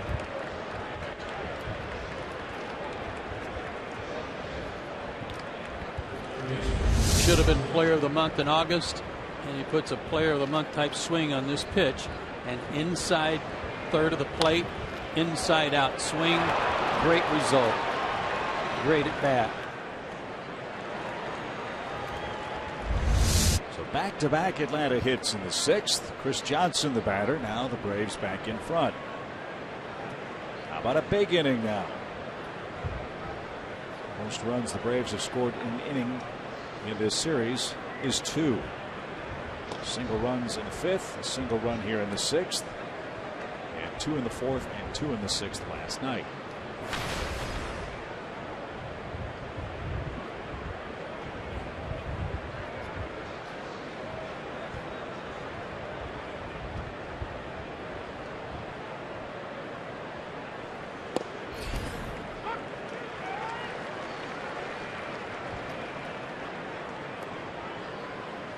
Johnson struck out in the 2nd. He lined out to right in the 4th. This is 1 for 10 in the series, 2 for 16 on the road trip. Knocked in a run last night. His first since August 21st. He took the first fastball for a strike here, maybe thinking that he was going to get something other than a fastball on the first pitch, and guessed wrong.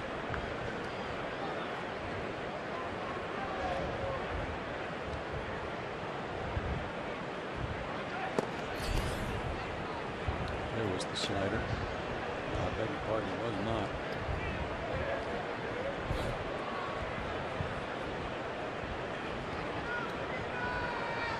Strasburg with 7 strikeouts, a hit batsman. He's allowed 5 hits in his 78 pitches.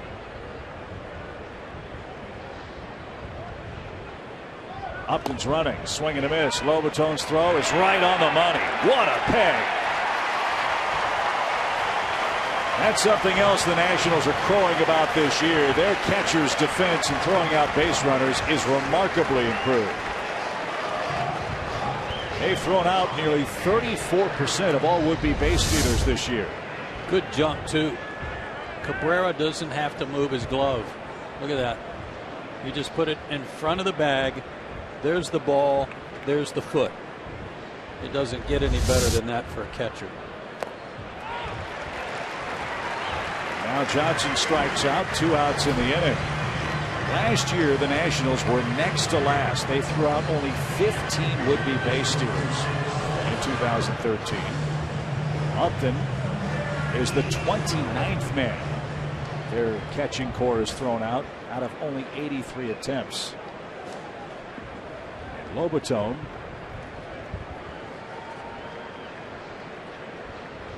has now caught 10 of 35.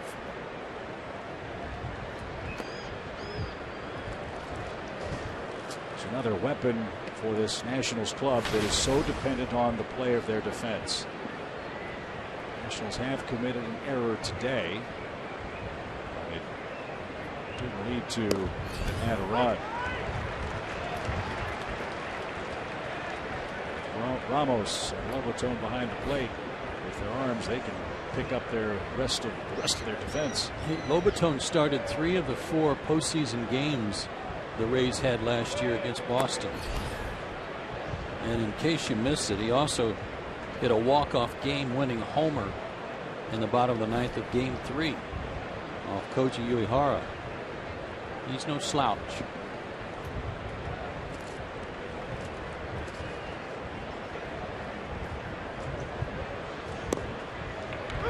That caught a corner. Listella took it. 2 balls, 2 strikes. Middle of the order due for the Nationals in their half of this 6th inning. Justin Upton's RBI hit brought home Freddie Freeman for an Atlanta lead. In the air, that ball tailing away from Span. He's on a dead sprint, can't get there, and the ball ricochets off his glove and down toward the left field line. Bryce Harper's there to help pick up that mess, and Tommy Listella doubles with 2 out. That was weird. Good thing that Bryce Harper was there to help him back up.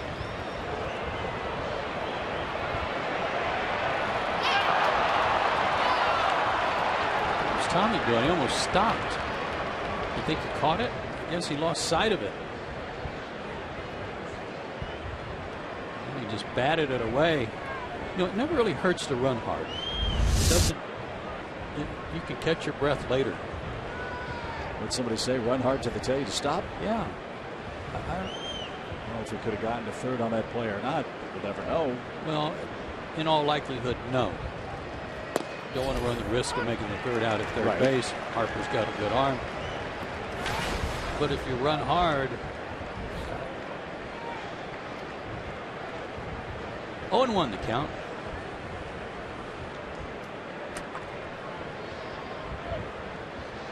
I just don't get it.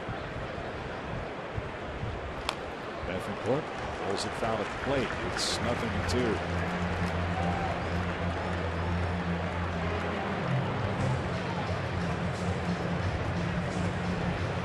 Those who say the game has changed, that's not true. Sometimes a better way of putting it is those who play it have changed. Costello, good lead at second. 2 strikes, 2 outs. 2-1 Atlanta, top of the 6th.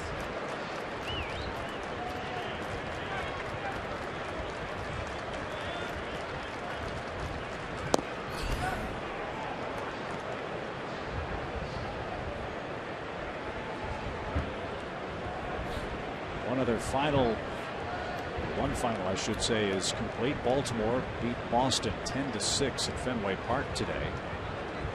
Minnesota and Cleveland in a rain delay in Cleveland.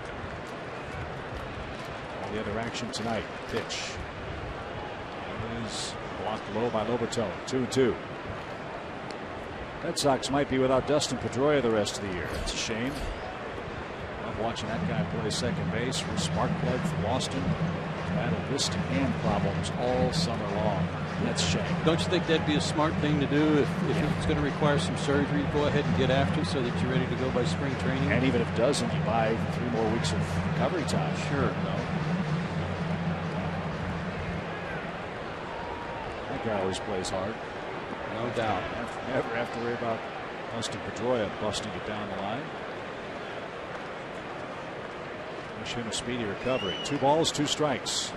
Braves will see the Red Sox in interleague play next year. Pitch is fouled back. Those will be matched up again with the AL East 2015.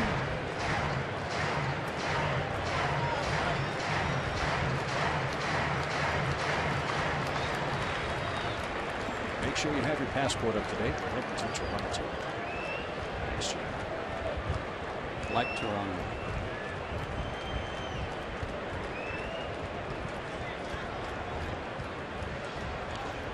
That one got away from Lobaton. Strasburg spiked a breaking ball. And LaStella moves up 90 feet on a wild pitch.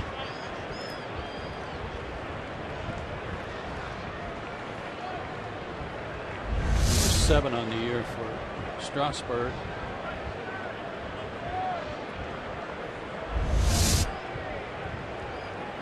Braves have had Strasburg's number. Beating him again today. Strasburg's 3-6 against the Braves. Go back to the windup with a full count to Bethancourt, who singled off him in his first matchup ever. He stays alive.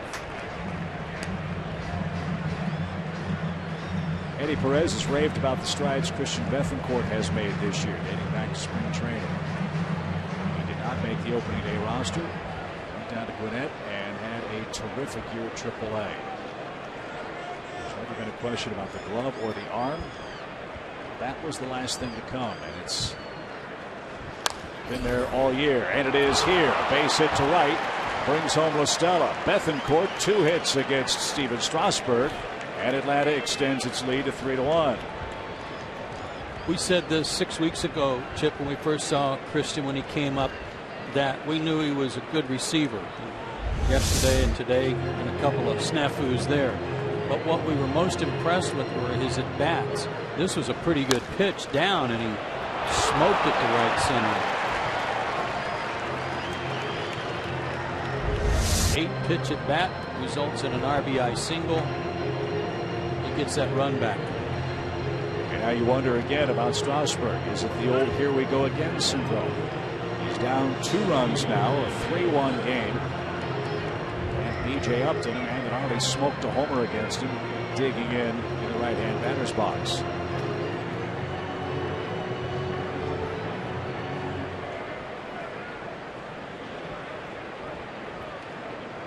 You'd love for Upton to reach. That would bring the pitcher Aaron Harang up. He's on deck. 2 in, 2 out. Good cut, strike 1.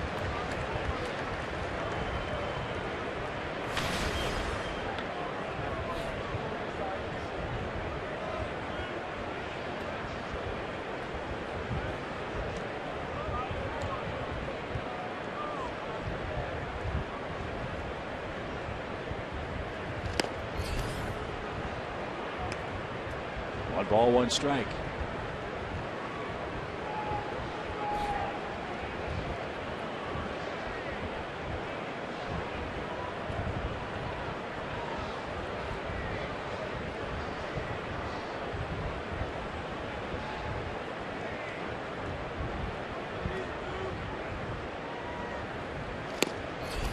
Just missed outside. Oh, Lobaton wanted that pitch. So did Strasburg. Marty Foster's been pretty generous today. Called some pitches just off the plate for Aaron Harang and Strasburg, but not that one. And that's better than some that he called strikes. You mentioned earlier how tough it was for the hitters to see. Same for the umpire, I would imagine. Especially with Strasburg feeling as hard as he does. Now, are the shadows fair for a pitcher and batter alike at this point? Yeah, I'd say so. Well, definite advantage for Strasburg and his velocity in the shadows. But the Braves have put some good swings on him. And a good hack there from BJ. And Strasburg kind of spun around and looked up towards center field like, how are you spoiling my best Sunday pitch here?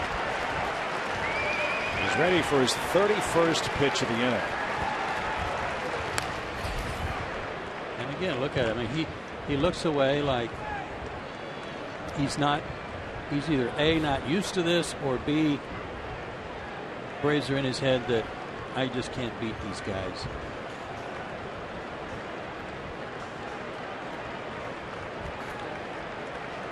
Two doubles, two singles, 2 runs.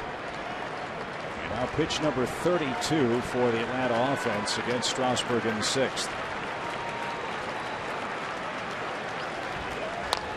And a little tapper over the mound. Out at second, Cabrera to first in time. A 32-pitch inning for Steven Strasburg.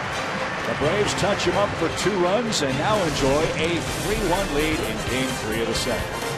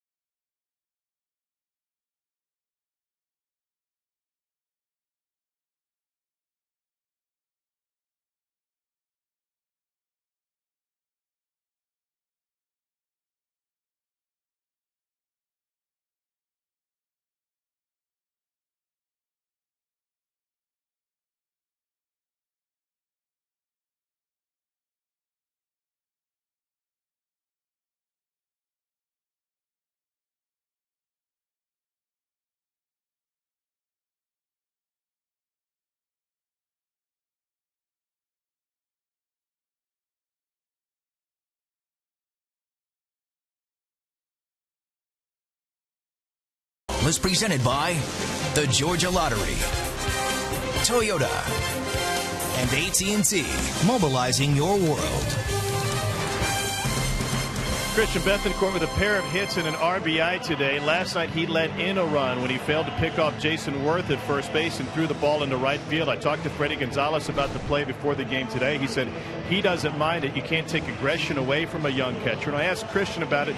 He said the play had been in the works for a couple of pitches.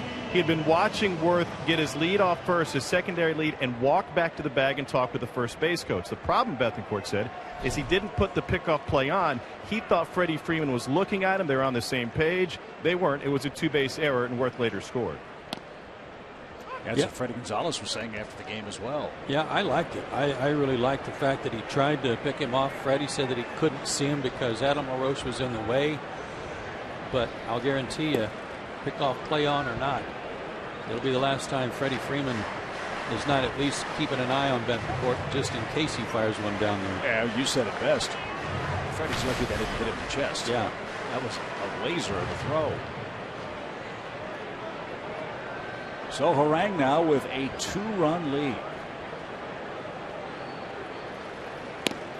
How many innings was it the Braves played without a lead? 31. Harang, who's gotten so little run support, 2 or less in 8 of the last 10, has 3 today. Big inning for him here as LaRoche skies one to center. That should be handled by Upton, and it is. And one away. Adam 0 for 3 for Washington.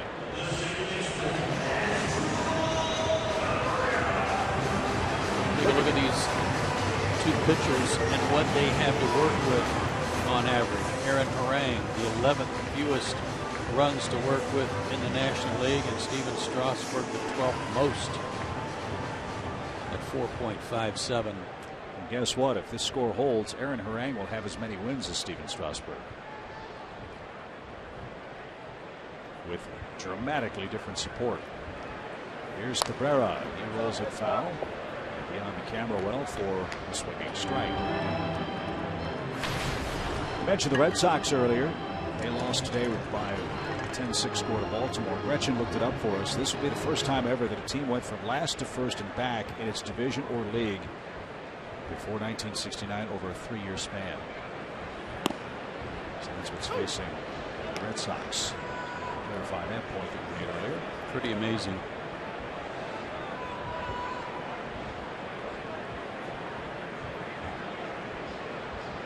Oh, 2 to Cabrera.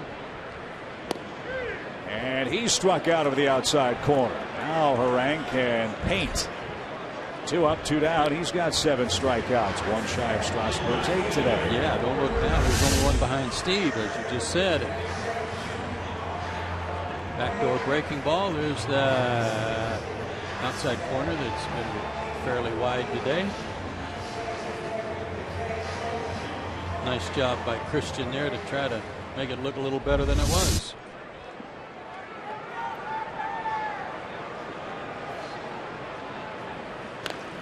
Harper swings at the first pitch and pops it up.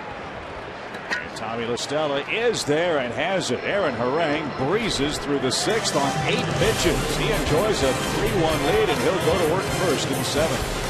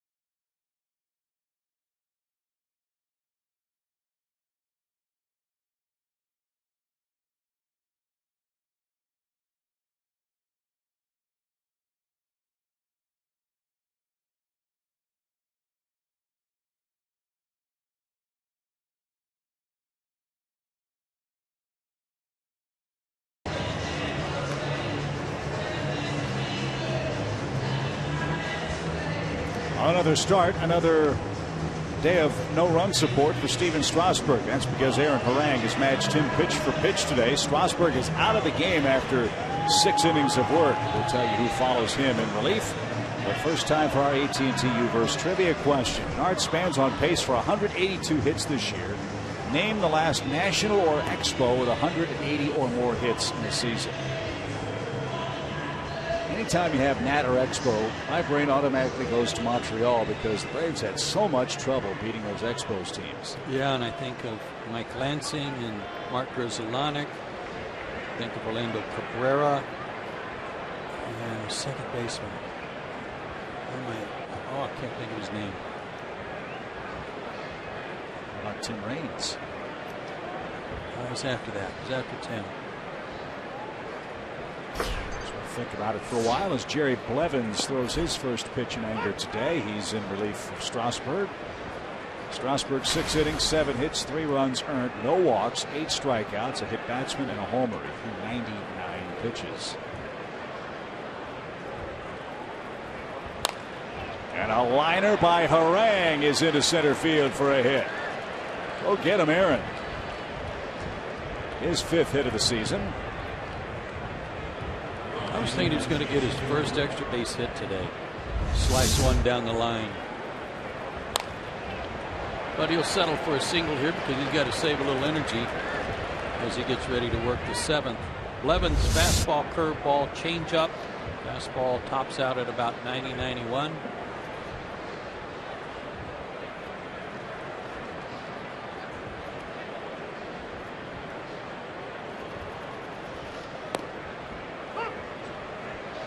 What they've also upgraded their bullpen. That's one of the big secrets about this Washington team is the drastic relief numbers that have improved from 2013 to this year. They have an enviable arsenal from the left side. 3 left-handed relief pitchers. Well, that's huge come playoff time. Blevins, Ross Detweiler, and Matt Thornton, who was there for the taking, and Washington grabbed him from the Yankees.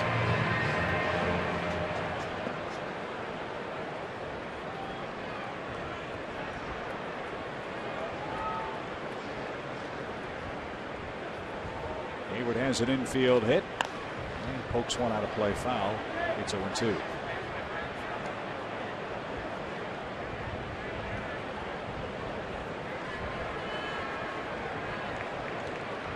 Fascinating too to follow Washington. Does Soriano get another crack at the closer's job? Now Drew Storen's got it. He's been that letter perfect for them. Roller to the first base side. That is a foul ball. A foul ball. Hayward will head back to the plate. Harang back to first. Just looking at Strasburg's pitch count for the year, because at 99 pitches he was behind 3-1. His turn at bat comes in the bottom of this inning, and you'd have thought that he might get another inning. Well, he's gone 4 straight starts without getting into the hundreds in pitch count. In fact, 3 of them have been 95 and 1 was 79. Only once out of his last 7 starts has he thrown 100 pitches, and he threw 101.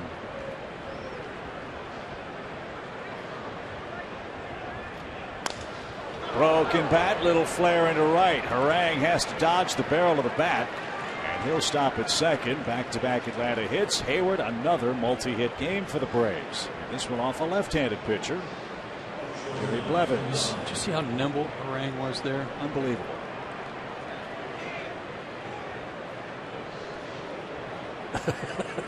Joe West giving him a hard time too. He's watching the baseball. Almost clipped him. Probably just as well he was watching the baseball. I'll bet you didn't know that Harang in Dutch translates very loosely to high jumper. I was thinking more about those dancing hippos in the cartoons. 2-2.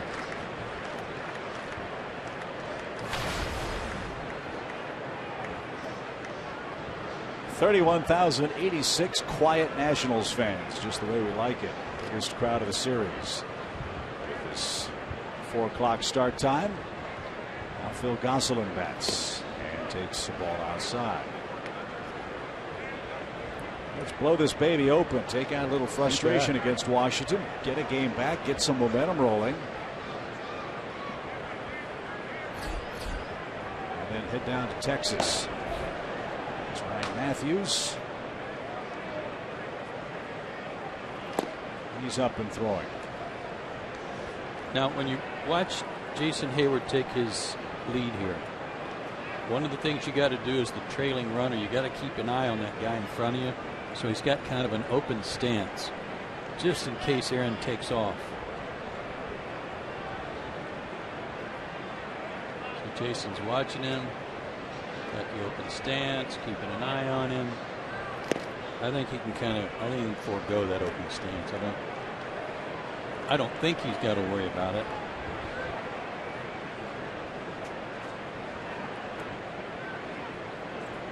Your day today, Aaron Harang. He's pitched to beauty. He's got a hit.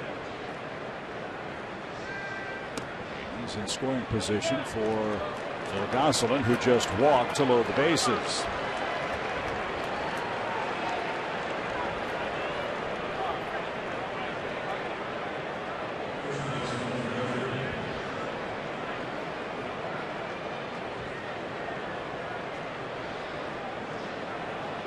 third inning, the Braves had runners at second and third and one out. The two guys came up that you want to have come up. Freddie Freeman struck out. Justin Upton grounded out. No runs. Sixth inning, they got some payback. Freddie hits the double in the left field corner. And then the at-bat of the game in this series from Justin Upton. Fly ball hammered toward Worth in right. He makes the play, reaching over his shoulder somehow. And Harang will come home and score on a sac fly to right by Freeman. And only Jason Worth's long wingspan saved an extra base hit and maybe 3 runs. Wow, what an effort. What a shot off Freeman's bat. Great play, and it keeps them in the ball game. It would have scored 3 because Gosselin was standing at second base and he had to race back to first base to keep from being doubled up. Big time play right there. That's the end of the line for Jerry Blevins. He was unimpressive. 3 base runners and a run across in the Atlanta 7th.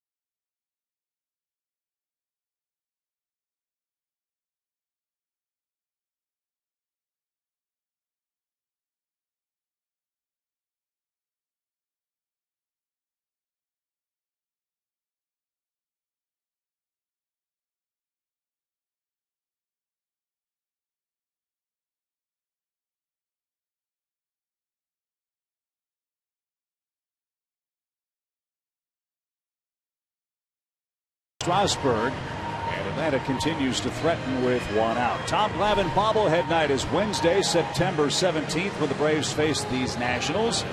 First 20,000 fans through the gates take home this one-of-a-kind souvenir sponsored by Coca-Cola. Get your tickets today at Braves.com or by phone at 800-745-3000.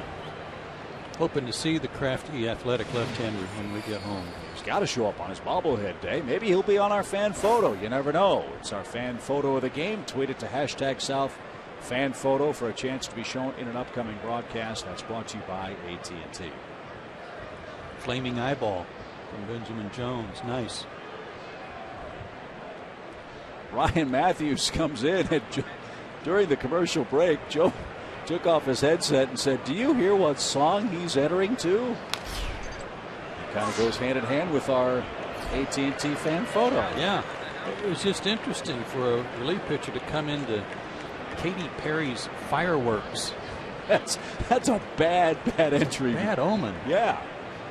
And it's not as bad as John Smoltz' first entry song. Great story. First the pitch to Upton, strike 1 with 1 out.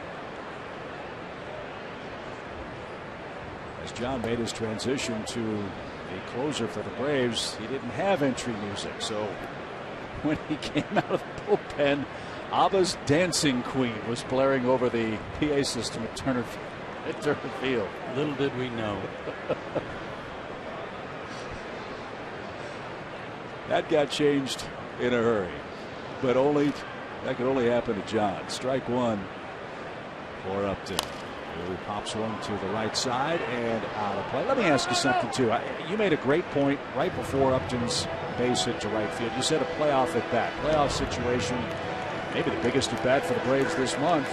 and he came through. What does a hit do? A hit like that do for the hitting psychology of a struggling offensive team? It helps immensely. What he did to not only get him over, but to get him in, I guarantee you that pumped up the dugout because A, it's against Strasburg and the Nationals. The Braves need a win, and to liner over short. Upton comes through again. Harper tries to cut it off. He can, but they're going to bring home another runner. Here comes Gosselin. The throw goes to second. It's errant, and Phil scores standing up.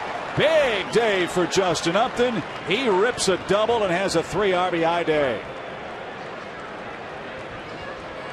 96 runs batted in for Upton. It fires everybody up when you're able to come through and do the right thing. And not only that, you get rewarded when you're trying to do the right thing. I think the baseball gods come back around and say, here you go. And look at him. He comes through again. If the players weren't paying attention to that, and I know they were, but that's what it takes. That's the type of leadership, by demonstrating it on the field, that it takes to get teams fired up and turned around and going into the right direction at this time of year, and Justin's done that today. 2 hits, 3 RBIs, 96 runs batted in for Upton now. He's 6 behind Adrian Gonzalez of the Dodgers. Giancarlo Stanton with 105 leads the pack in the senior circuit. Good call there by Doug DeCenzo, too, sending Gosselin. If Harper comes up throwing to the relay man that he was supposed to throw to instead of trying to throw to second base, they may have had a chance at the plate because it was going to be close. So Blevins, he spun around. Sorry, he spun around and threw to second, and then it was a no-brainer. Blevins got bludgeoned. 3rd of an inning, 3 runs, 2 hits and a walk. And now bouncing ball off the screen in front of the Braves dugout by Chris Johnson. Ball and 2 strikes.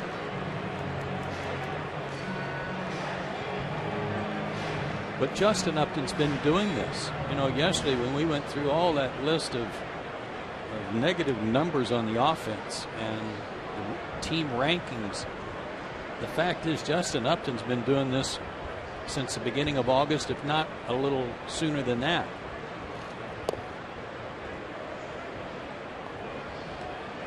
When you go through the lack of offense for Atlanta, you can't mention his name. No. Yeah, well, and the point you made was got to give him some help. He didn't feel it.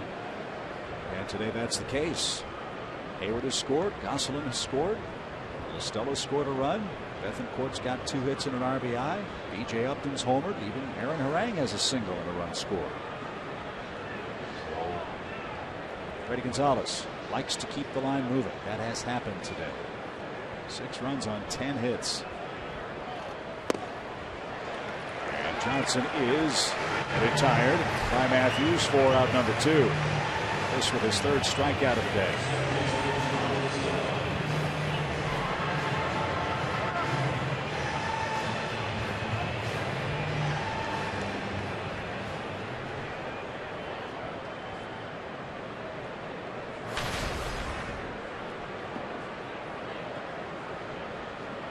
Tommy Costello with a double in that 32-pitch Strasburg 6th.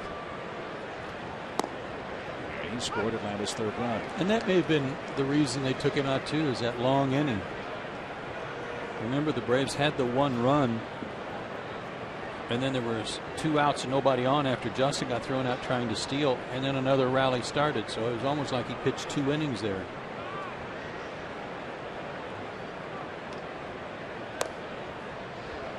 It's taken low, even count. Atlanta has 3 more games left with the Nationals. They will be in Atlanta. Braves have 1 more homestand remaining in the regular season. That homestand begins next Monday. Washington's in for 3. And if their rotation stands up, Steven Strasburg would be scheduled to pitch that Monday night game, and we all know the troubles that Strasburg has had pitching at Turner Field. Not just against the Braves, but in Atlanta's home park. We'll see if that's the case. Or will Washington manipulate their rotation with the big divisional lead. Strike 2 to LaStella. 2 balls, 2 strikes. First time the Braves have gone into double digits in hits in a 9-inning game since August 31st at home against the Nationals.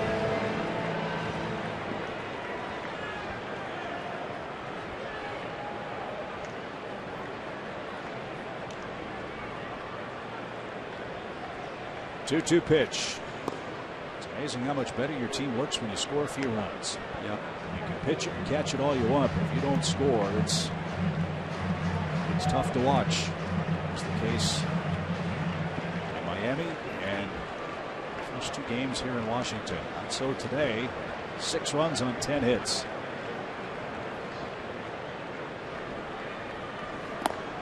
And LaStella earns a walk. Keep the line moving, boys. Here's Bethancourt, 7th man to hit in the inning.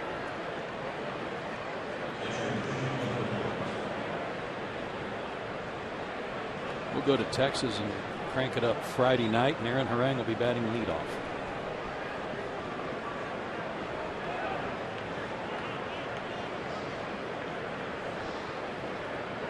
Now Andrelton Simmons will come on and pinch run for Tommy LaStella.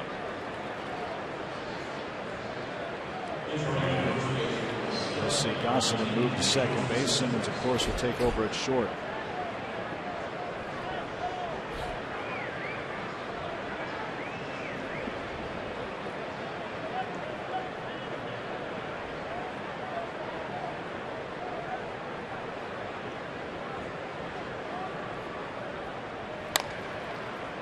In the air right side by Bethancourt, out of play.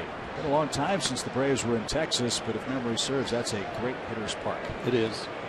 It is, and sometimes that's dictated by the weather too. And even though it's completely enclosed, generally speaking, this time of year the wind's out of the south. But if they're expecting a front to come through, that's probably a north wind, and that blows out toward right field.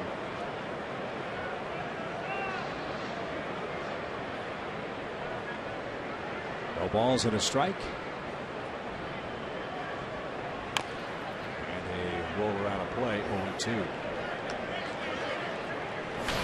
Braves, as the National League team, will have the advantage of adding a designated hitter to their starting lineup. Yeah, and the Rangers have shut down Yu Darvish for the year. He'd had some elbow inflammation. They were not going to take any chances given their place in the standings. Kind of a Dustin Pedroia move, if you will. It's like, why risk it? No balls, 2 strikes. Bethancourt took high. Really a doomsday scenario for Texas this year. We've talked about it already. Tons of injuries. Talented club, expected to compete for the division, but all their bad luck just wiped out their chances to advance this year. And we wish the best for Ron Washington, a good guy who stepped down as manager this past week. Personal reasons, and hopefully he'll make his way back to good mindset, back in the game of baseball. He's a good man. Yeah, I'm really going to miss not seeing him. A guy who, there's nobody that loves the game more than Ron Washington. So whatever it took for him to give it up, I hope he's able to get it squared away real quick. Up and into Bethancourt. Limbo's out of the way. 2 balls, 2 strikes. Happy sight when you play the Nationals. A lot of their fans start to make their way down Half Street toward the subway. They don't think Washington's going to come back, trailing 6-1 in the 7th. Well, those are just lobbyists. Their work is done. Yep. 2-2 pitch. Is outside, and a full count. Blevins and Matthews having a long 7th. Atlanta's bullpen is stirring because of the length of this inning. Wonder if Harang will be allowed to continue with the bottom of the frame coming up. Bouncing ball to short. Espinosa's got it, takes a look at the ball and unloads to first. And Atlanta sends 8 men to the plate. 3 more score against the Nationals bullpen, and the Braves are rolling. Game 3 by a 6-1 count.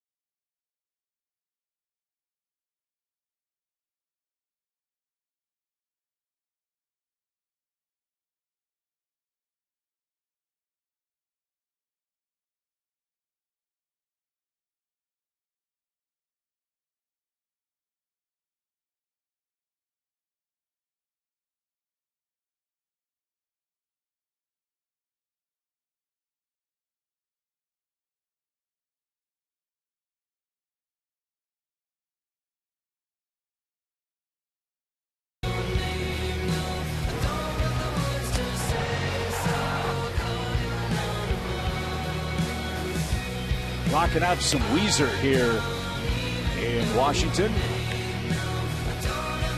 Anonymous is the title. It's obviously eponymous because I don't know who wrote it. And those highlights are our Synovus Greatness Made Here feature. What a great segue from Anonymous to Synovus. Brian Woodroom is our producer. As we see Andrelton Simmons stay in the game, he'll play shortstop as we expect. Phil Gosselin moves over to second base. Aaron Harang is ready for the bottom of inning number 7.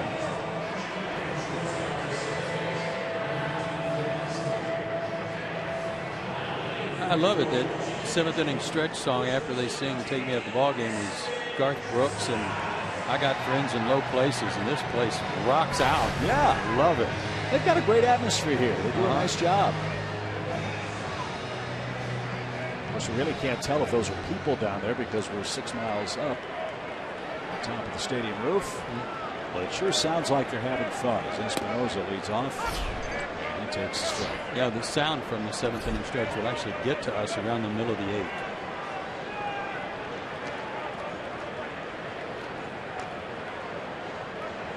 Aaron back out there, and I'm sure convinced Freddie and Roger that he's okay to go back out to start the inning, and with a 5-run lead, why not? There we are, high atop Walgreens Stadium. I'm sorry, National Stadium. Maybe that's why Charlie Slows is so confused on the Nationals radio side when they celebrate a win here. He says, "Bang, zoom, go the fireworks." Maybe because he's so far away from the field and the fireworks themselves that he hears the sounds out of order. Could be.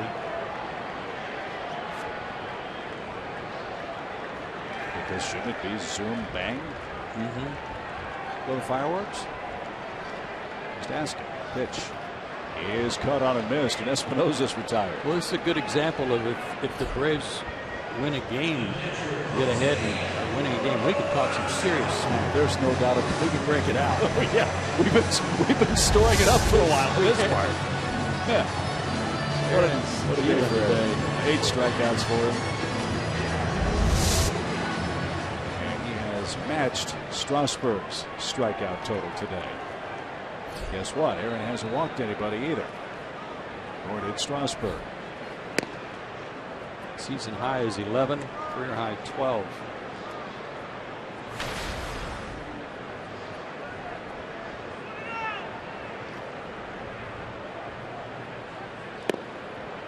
Well, good for that. Season's not over. The tale of this year has not been told yet, but you could make a serious case that this guy's been one of this team's MVPs, if not the pitching MVP of the club. He's taking nothing away from Kimbrel or Tehran or Alex Wood, but consider the dire circumstances the Braves found themselves in spring training, losing Chris Medlin and Brandon Beachy on back-to-back days with Tommy John problems. And a very difficult decision they had to make with Freddie Garcia as to whether or not to pick up his contract or not. When Harang was released by Cleveland, the Braves got him, brought him in, and he's on the cusp of winning 11 games for this Atlanta team. And pitching arguably his best baseball in years for Atlanta. Yeah, he's been an innings eater. Poor old Phil Gosselin moves over to second and either gets a short hop rocket. But watch Simmons, watch Andrelton here. He sees this hop and he doesn't know if Phil can field it cleanly, and he's already breaking. And by the time that Phil gloved it, Andrelton was over on the first base side of second in case there was like a carom that came to him. Heads up play by Simmons. Nice play by Phil. Michael Taylor grabs the bat, and he's going to pinch hit. Rafael Soriano, by the way, was up and throwing in the Washington bullpen. Might see him.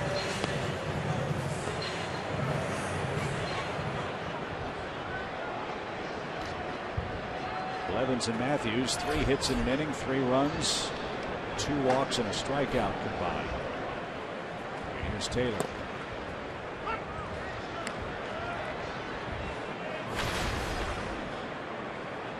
Sixth-round pick by Washington.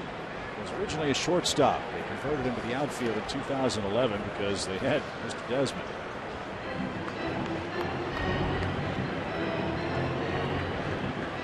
Number 7 Nationals prospect, according to Baseball America, and made his debut in mid-August against the Mets. Boy, what a year he had in the Eastern League. A notorious pitching league. 23 homers, 37 stolen bases. Down 2. Aaron Harang has struck out 9 men through 7 innings. B.J. Upton ready to lead off the Atlanta 8th. The Braves are enjoying a 6-1 lead against the Nationals.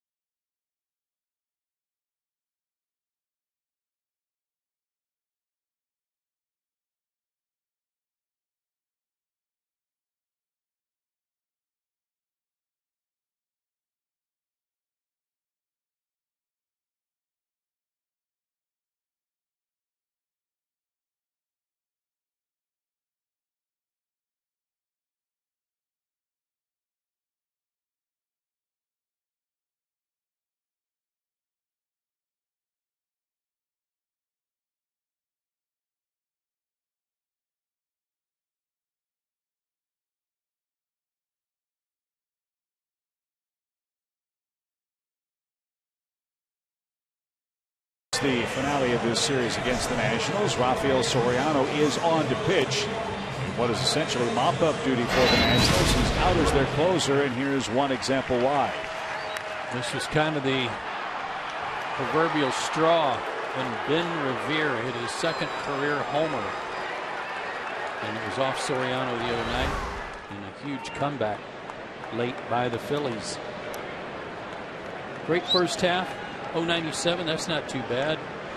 But boy, lately, 5 blown saves in 21 games. He's greeted by B.J. Upton, who pops one in the air to shallow left center. And Span gets there for out number 1. Span is the putouts leader in the National League and is not shy about taking over. Good player. 1 out. Ryan Domit will hit for Aaron Harang. 7 spectacular innings with 9 strikeouts and no walks. Pitched out of trouble in the second. Gave up a run in the 5th. And that's it. Unearned run too, right? Pass ball. You're right. As Domit takes the ball inside. Get the official word on the line here in a second. By the way, we were bragging on Justin Upton and his great at bat, big league at bat, back in the 6th inning, and what it means to the team. You know, BJ's home run off of Strasburg in the 5th may have really started to work on Strasburg's head a little bit too with respect to the Braves and the way he looked at BJ rounding first.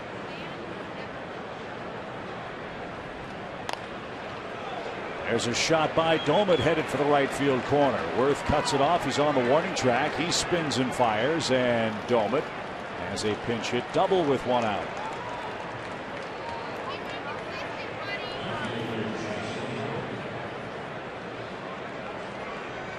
Braves in business again in the 8th inning. We'll head to Texas next, then head home for a big homestand.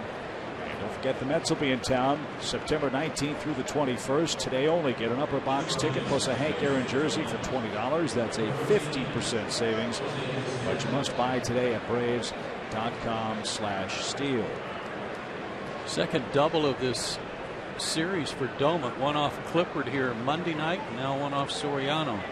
He'll give way to Constanza, who's going to run for him.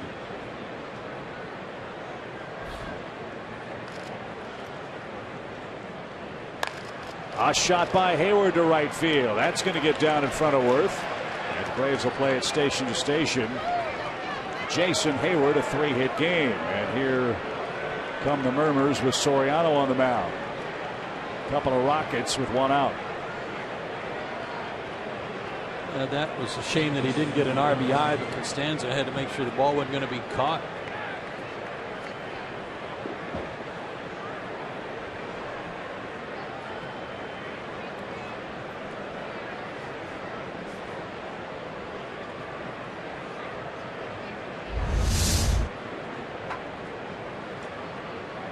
Fastball, cutter, slider. That was a fastball in the center of the plate. This is a real mental test for Rafael Soriano to get his mind right about trying to get back and make good pitches and have it be in mop-up duty.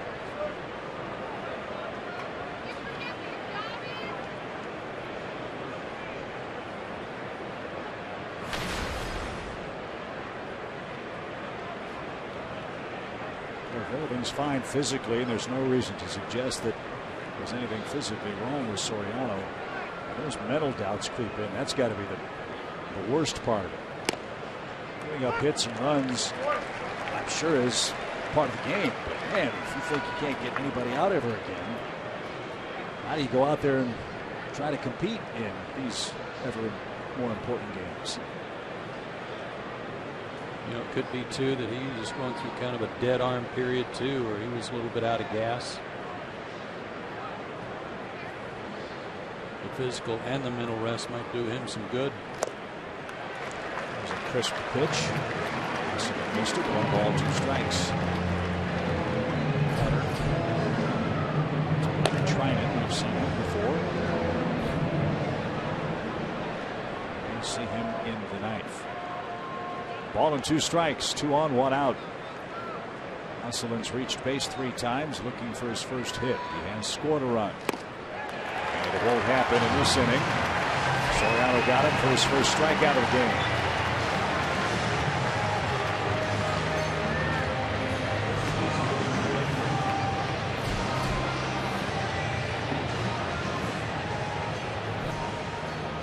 David Carpenter will be ready for the 8th.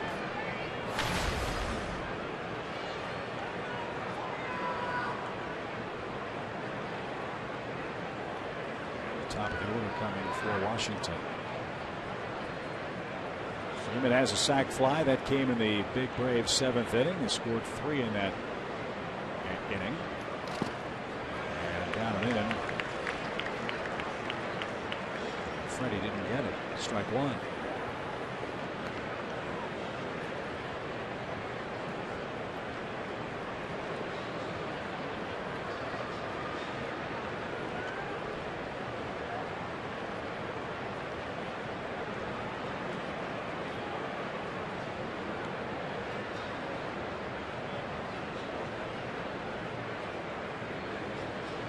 Hayward's running. The pitch, a ball, and no throw. So an easy steal for Hayward, his 18th. Chance for Freeman to pick up an 8th inning RBI.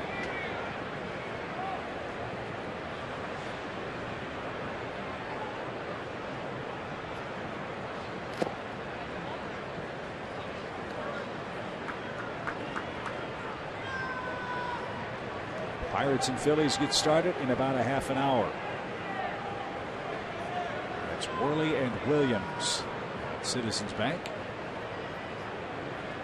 Miami's in Milwaukee. That game's at 8:10 Eastern Time. Cosart and Peralta.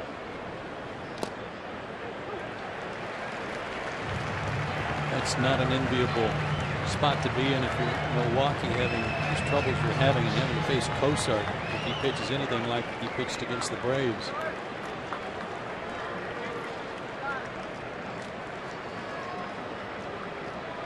He's faced us 3 times, and the Braves have done almost nothing with him. Once when he was still an Astro. 2-2 pitch. It is low. Trying to bury it down and in to Freddie. They've had some success, so they've got him to chase a couple of pitches down there that weren't strikes, and they keep going back to it.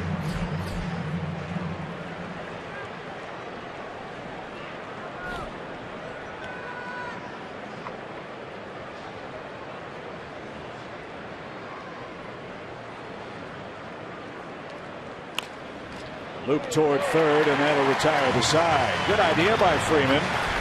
But Franson stood in the way of that shot toward left, and the Braves were out of luck in the 8th inning. David Carpenter's coming on. Atlanta leads by 5.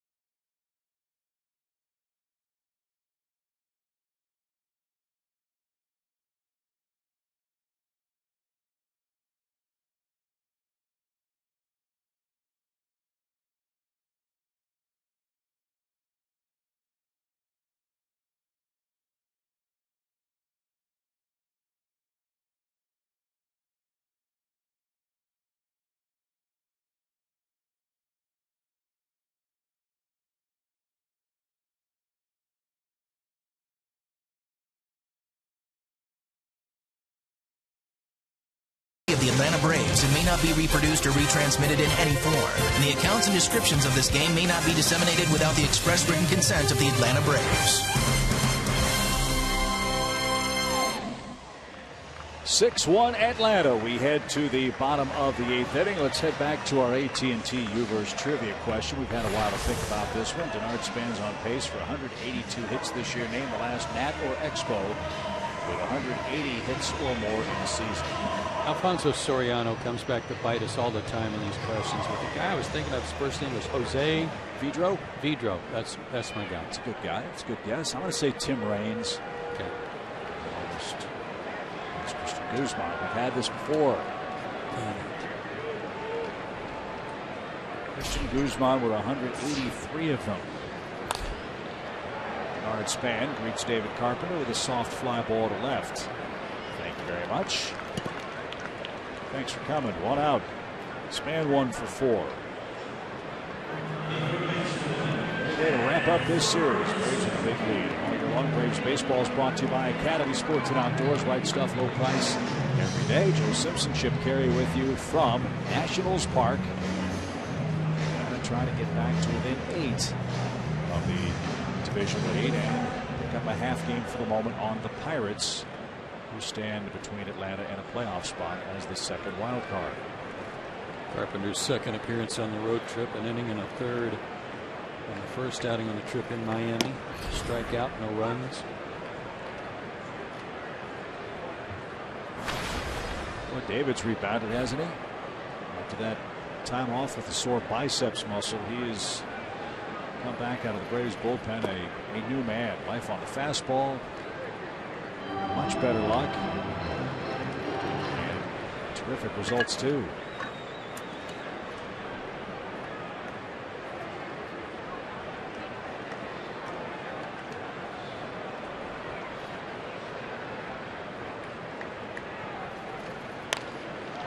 To center and playable for BJ. He's got it. Franzen's perfect day ends 3 for 4. 2 outs.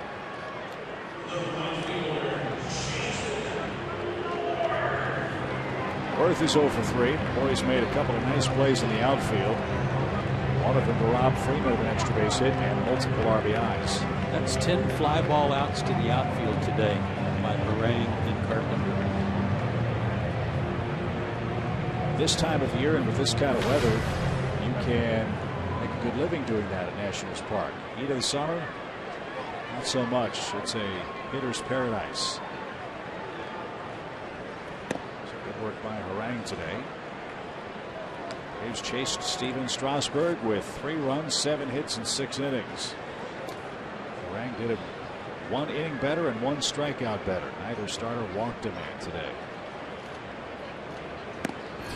This score holds. Aaron Harang will match Strasburg in wins. Gretchen looked it up for us. 2.11 ERA for Carpenter in the second half so far. And getting better.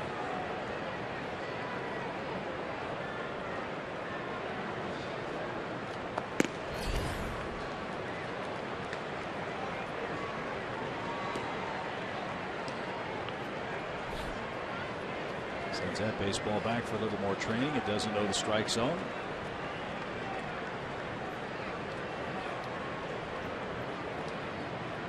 Right now, Worth awaits a 3-0 pitch.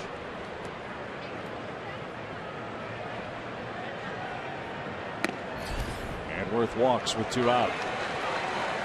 It's the first walk of the day by the Braves staff. Washington's walked 2 men. Roche. He's 0 for 3 with a strikeout, a line out, and a fly out. 4th walk drawn by Worth in this series.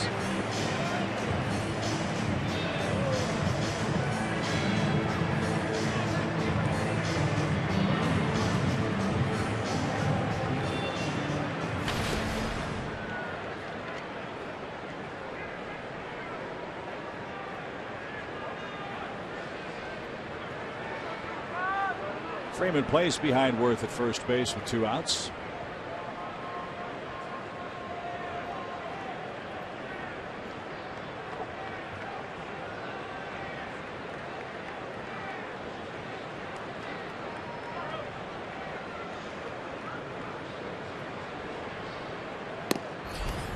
strike.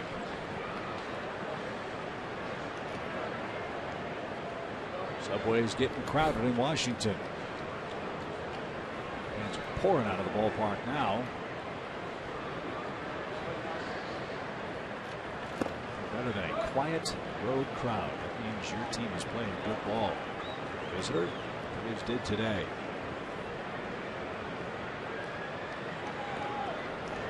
The Nationals ought to be very proud of what this ballpark has done to this part of the district. It has really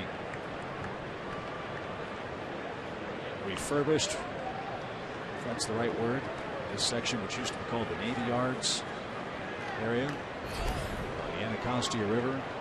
Condos and shops and malls and boutiques and parking lots and office buildings are sprouting up all around Nationals Park. And those two cranes you see building what we're told are some upscale apartments and condos. They've just moved a few blocks from where we'd seen them work for the last couple of years. It has done wonders for this part of Washington. Pitch upstairs to LaRoche. 2 balls, 2 strikes. And that is the Navy Yards complex.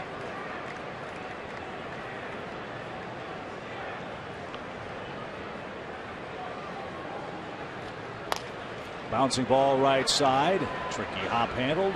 And that'll take care of Washington in their half of the 8th inning. On we go to the 9th. Good job by David Carpenter. And Justin Upton looks to continue his good day at the plate. 6-1 Atlanta.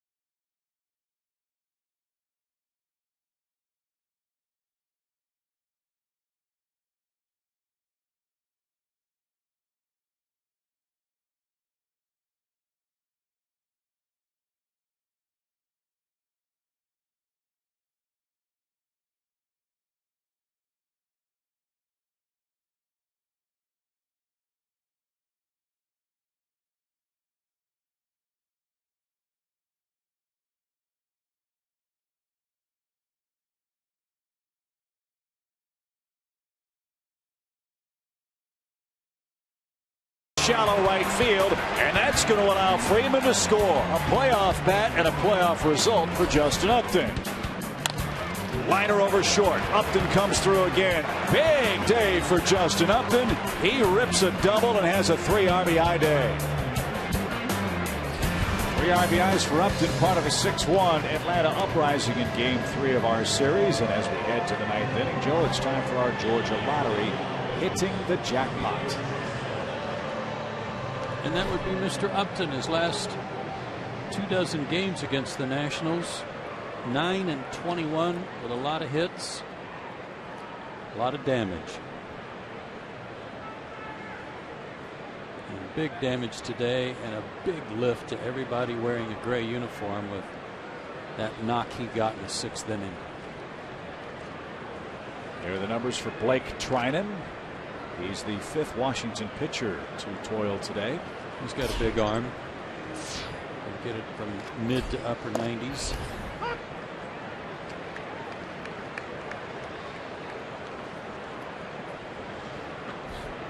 Trinan came over from the A's for Mike Morse. Remember him?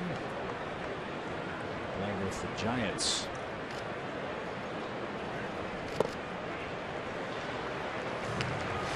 Quickly 0-2.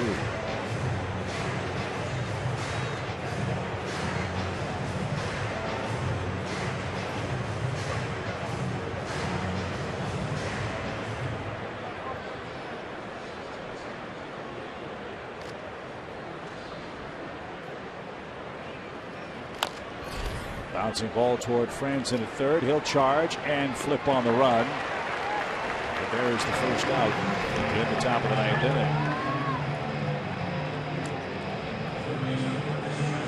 Don't forget Tom Glavine bobblehead night when we see the Nationals again Wednesday, September 17th. 20,000 fans and 20,000 only will get Tommy's Hall of Fame bobblehead doll. It's sponsored by Coca-Cola. You know where to go for your Braves Nationals tickets.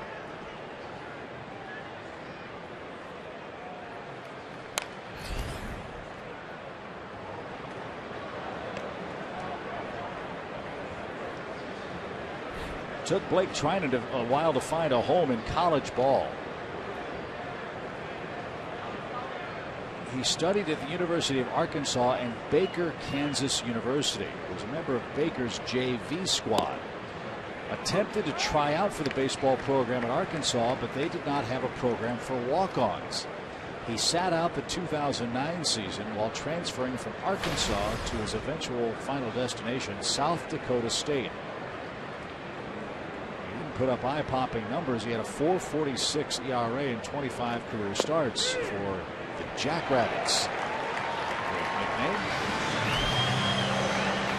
No program for walk-ons in college baseball? Well, at Arkansas. My goodness. I mean, yeah, but their scholarships have been cut back to practically nothing. You better have a few walk-ons. Wow, that's amazing. And then Oakland selected him in the 7th round and then traded him to Washington in 2013. Tom, you have more on that walk-on stuff?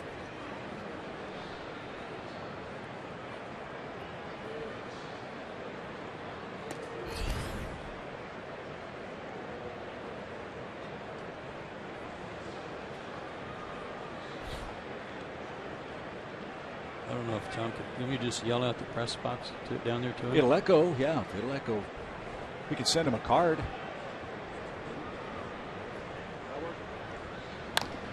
Line drive by Andrelton Simmons, headed for the gap in right center field. That's the swing and result the Braves love out of Simmons as far as the offense goes. But the throw out, not what Atlanta liked. It's a single, and Simmons is thrown out 8-6 to end the top of the 9th inning. We promised Tom is here. We'll hear from him as you look at Craig Kimbrell coming in to tune up in the ninth.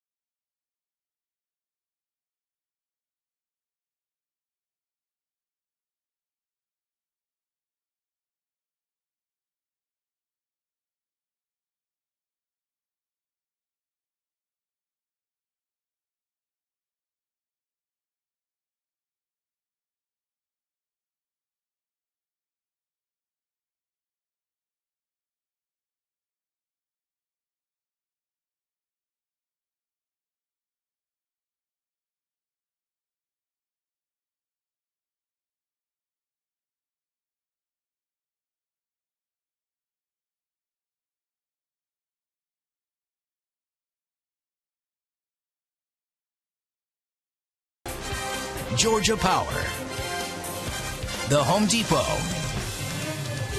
and Zaxby's Indescribably Good. Hey, Tom! Tom! Hey guys, I finally worked. Just fine now. Yeah, college baseballs these days have 11.9 scholarships to divvy up among their rosters, but the problem is when the NCAA had these scholarship limitations, one of the changes they made is that you had to receive at least a portion of a scholarship, whatever that portion would be. So in the past, you could have an unlimited roster, or you could have plenty of walk-ons or guys just receiving books and other costs. No more. Now, everybody has to get at least a portion, which is kind of tied the hands of coaches, and in situations like this, tied the hands of guys trying to get an opportunity to walk on to major college programs. Wow, I did not know that. How awful. I mean, all that does is cut out guys who are borderline players to begin with, who may develop a little bit over the next couple of years. That's awful. That is awful. I mean, it's good for those guys who get a portion, but I mean, if they earn it, good grief. Craig Kimbrell's on to tune up here in the 9th inning. Thanks for that update, Tom.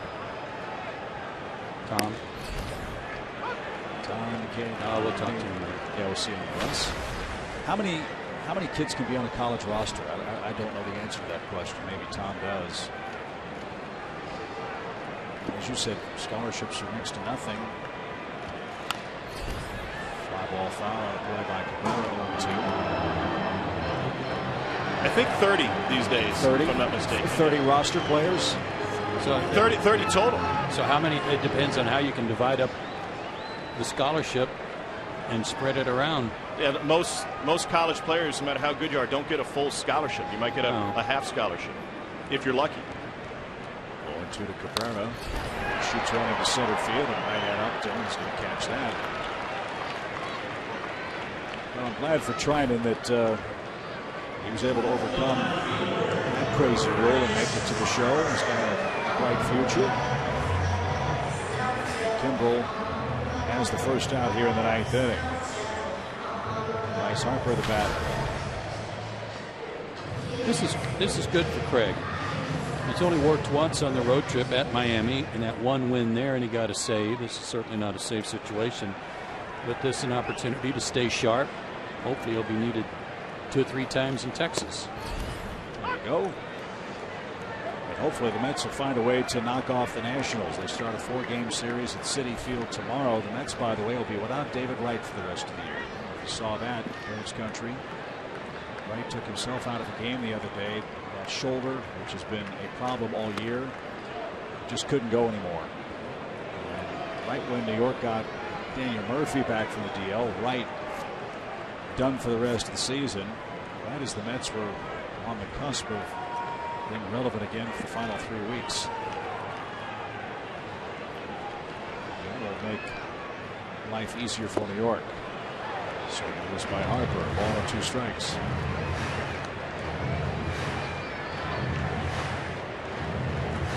Again, they've done a great job on Harper in this series. 1 for 11. The one hit was that bloop in front of Bonifacio last night that he almost made a diving catch on.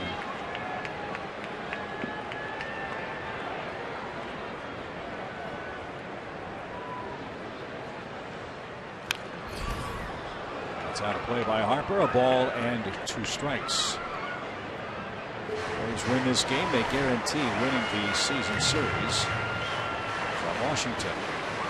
Games left. They'll be in Atlanta beginning Monday night. He'll snap a losing streak here in this ballpark. They've lost 4 straight.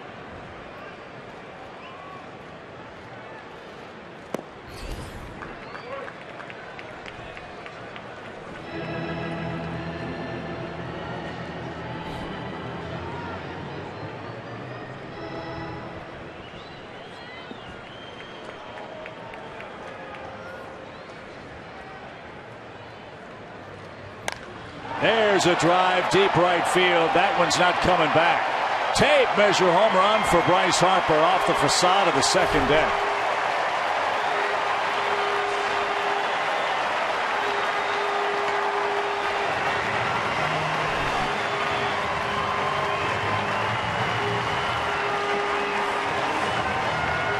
That's his first RBI of the year against Atlanta.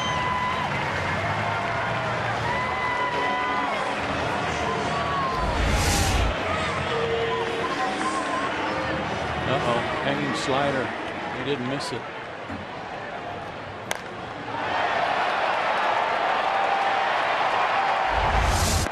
Remember, Harper Harper was frustrated earlier in the game in the second inning. He had a deep drive to right that Hayward caught.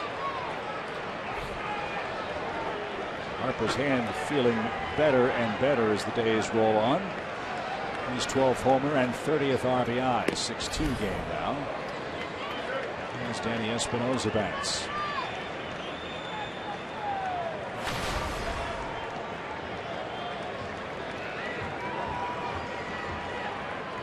Harper had been 1 for 7 with 5 strikeouts against him.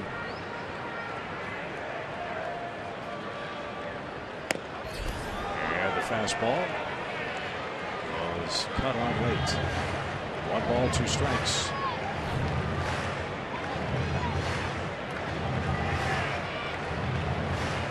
Lobatone is next.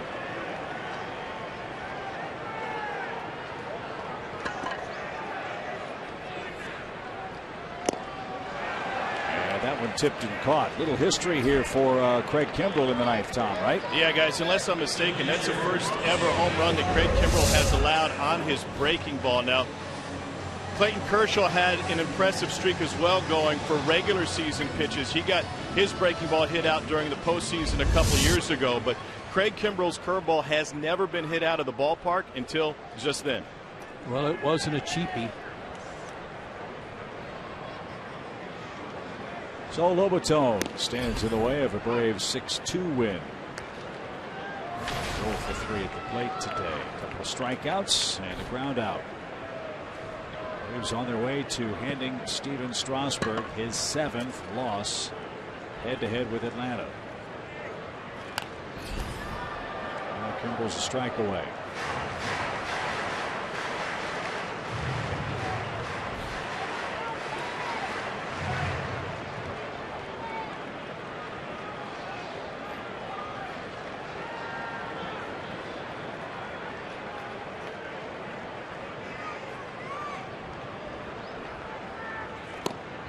And that is your ball game. Craig Kimbrell gets the final 3 outs in the 9th inning.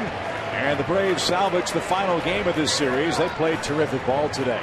It all started with Aaron Harang's 7 innings of 1-run ball. Justin Upton with a 3 RBI game. His brother B.J. Upton with a long home run. Jason Hayward 3 hits as well. And Atlanta gets back to within 8 of the division lead by winning 6-2 today in Washington. Happy flight down to Texas. More business to attend to. We'll come back and recap it for you in a moment.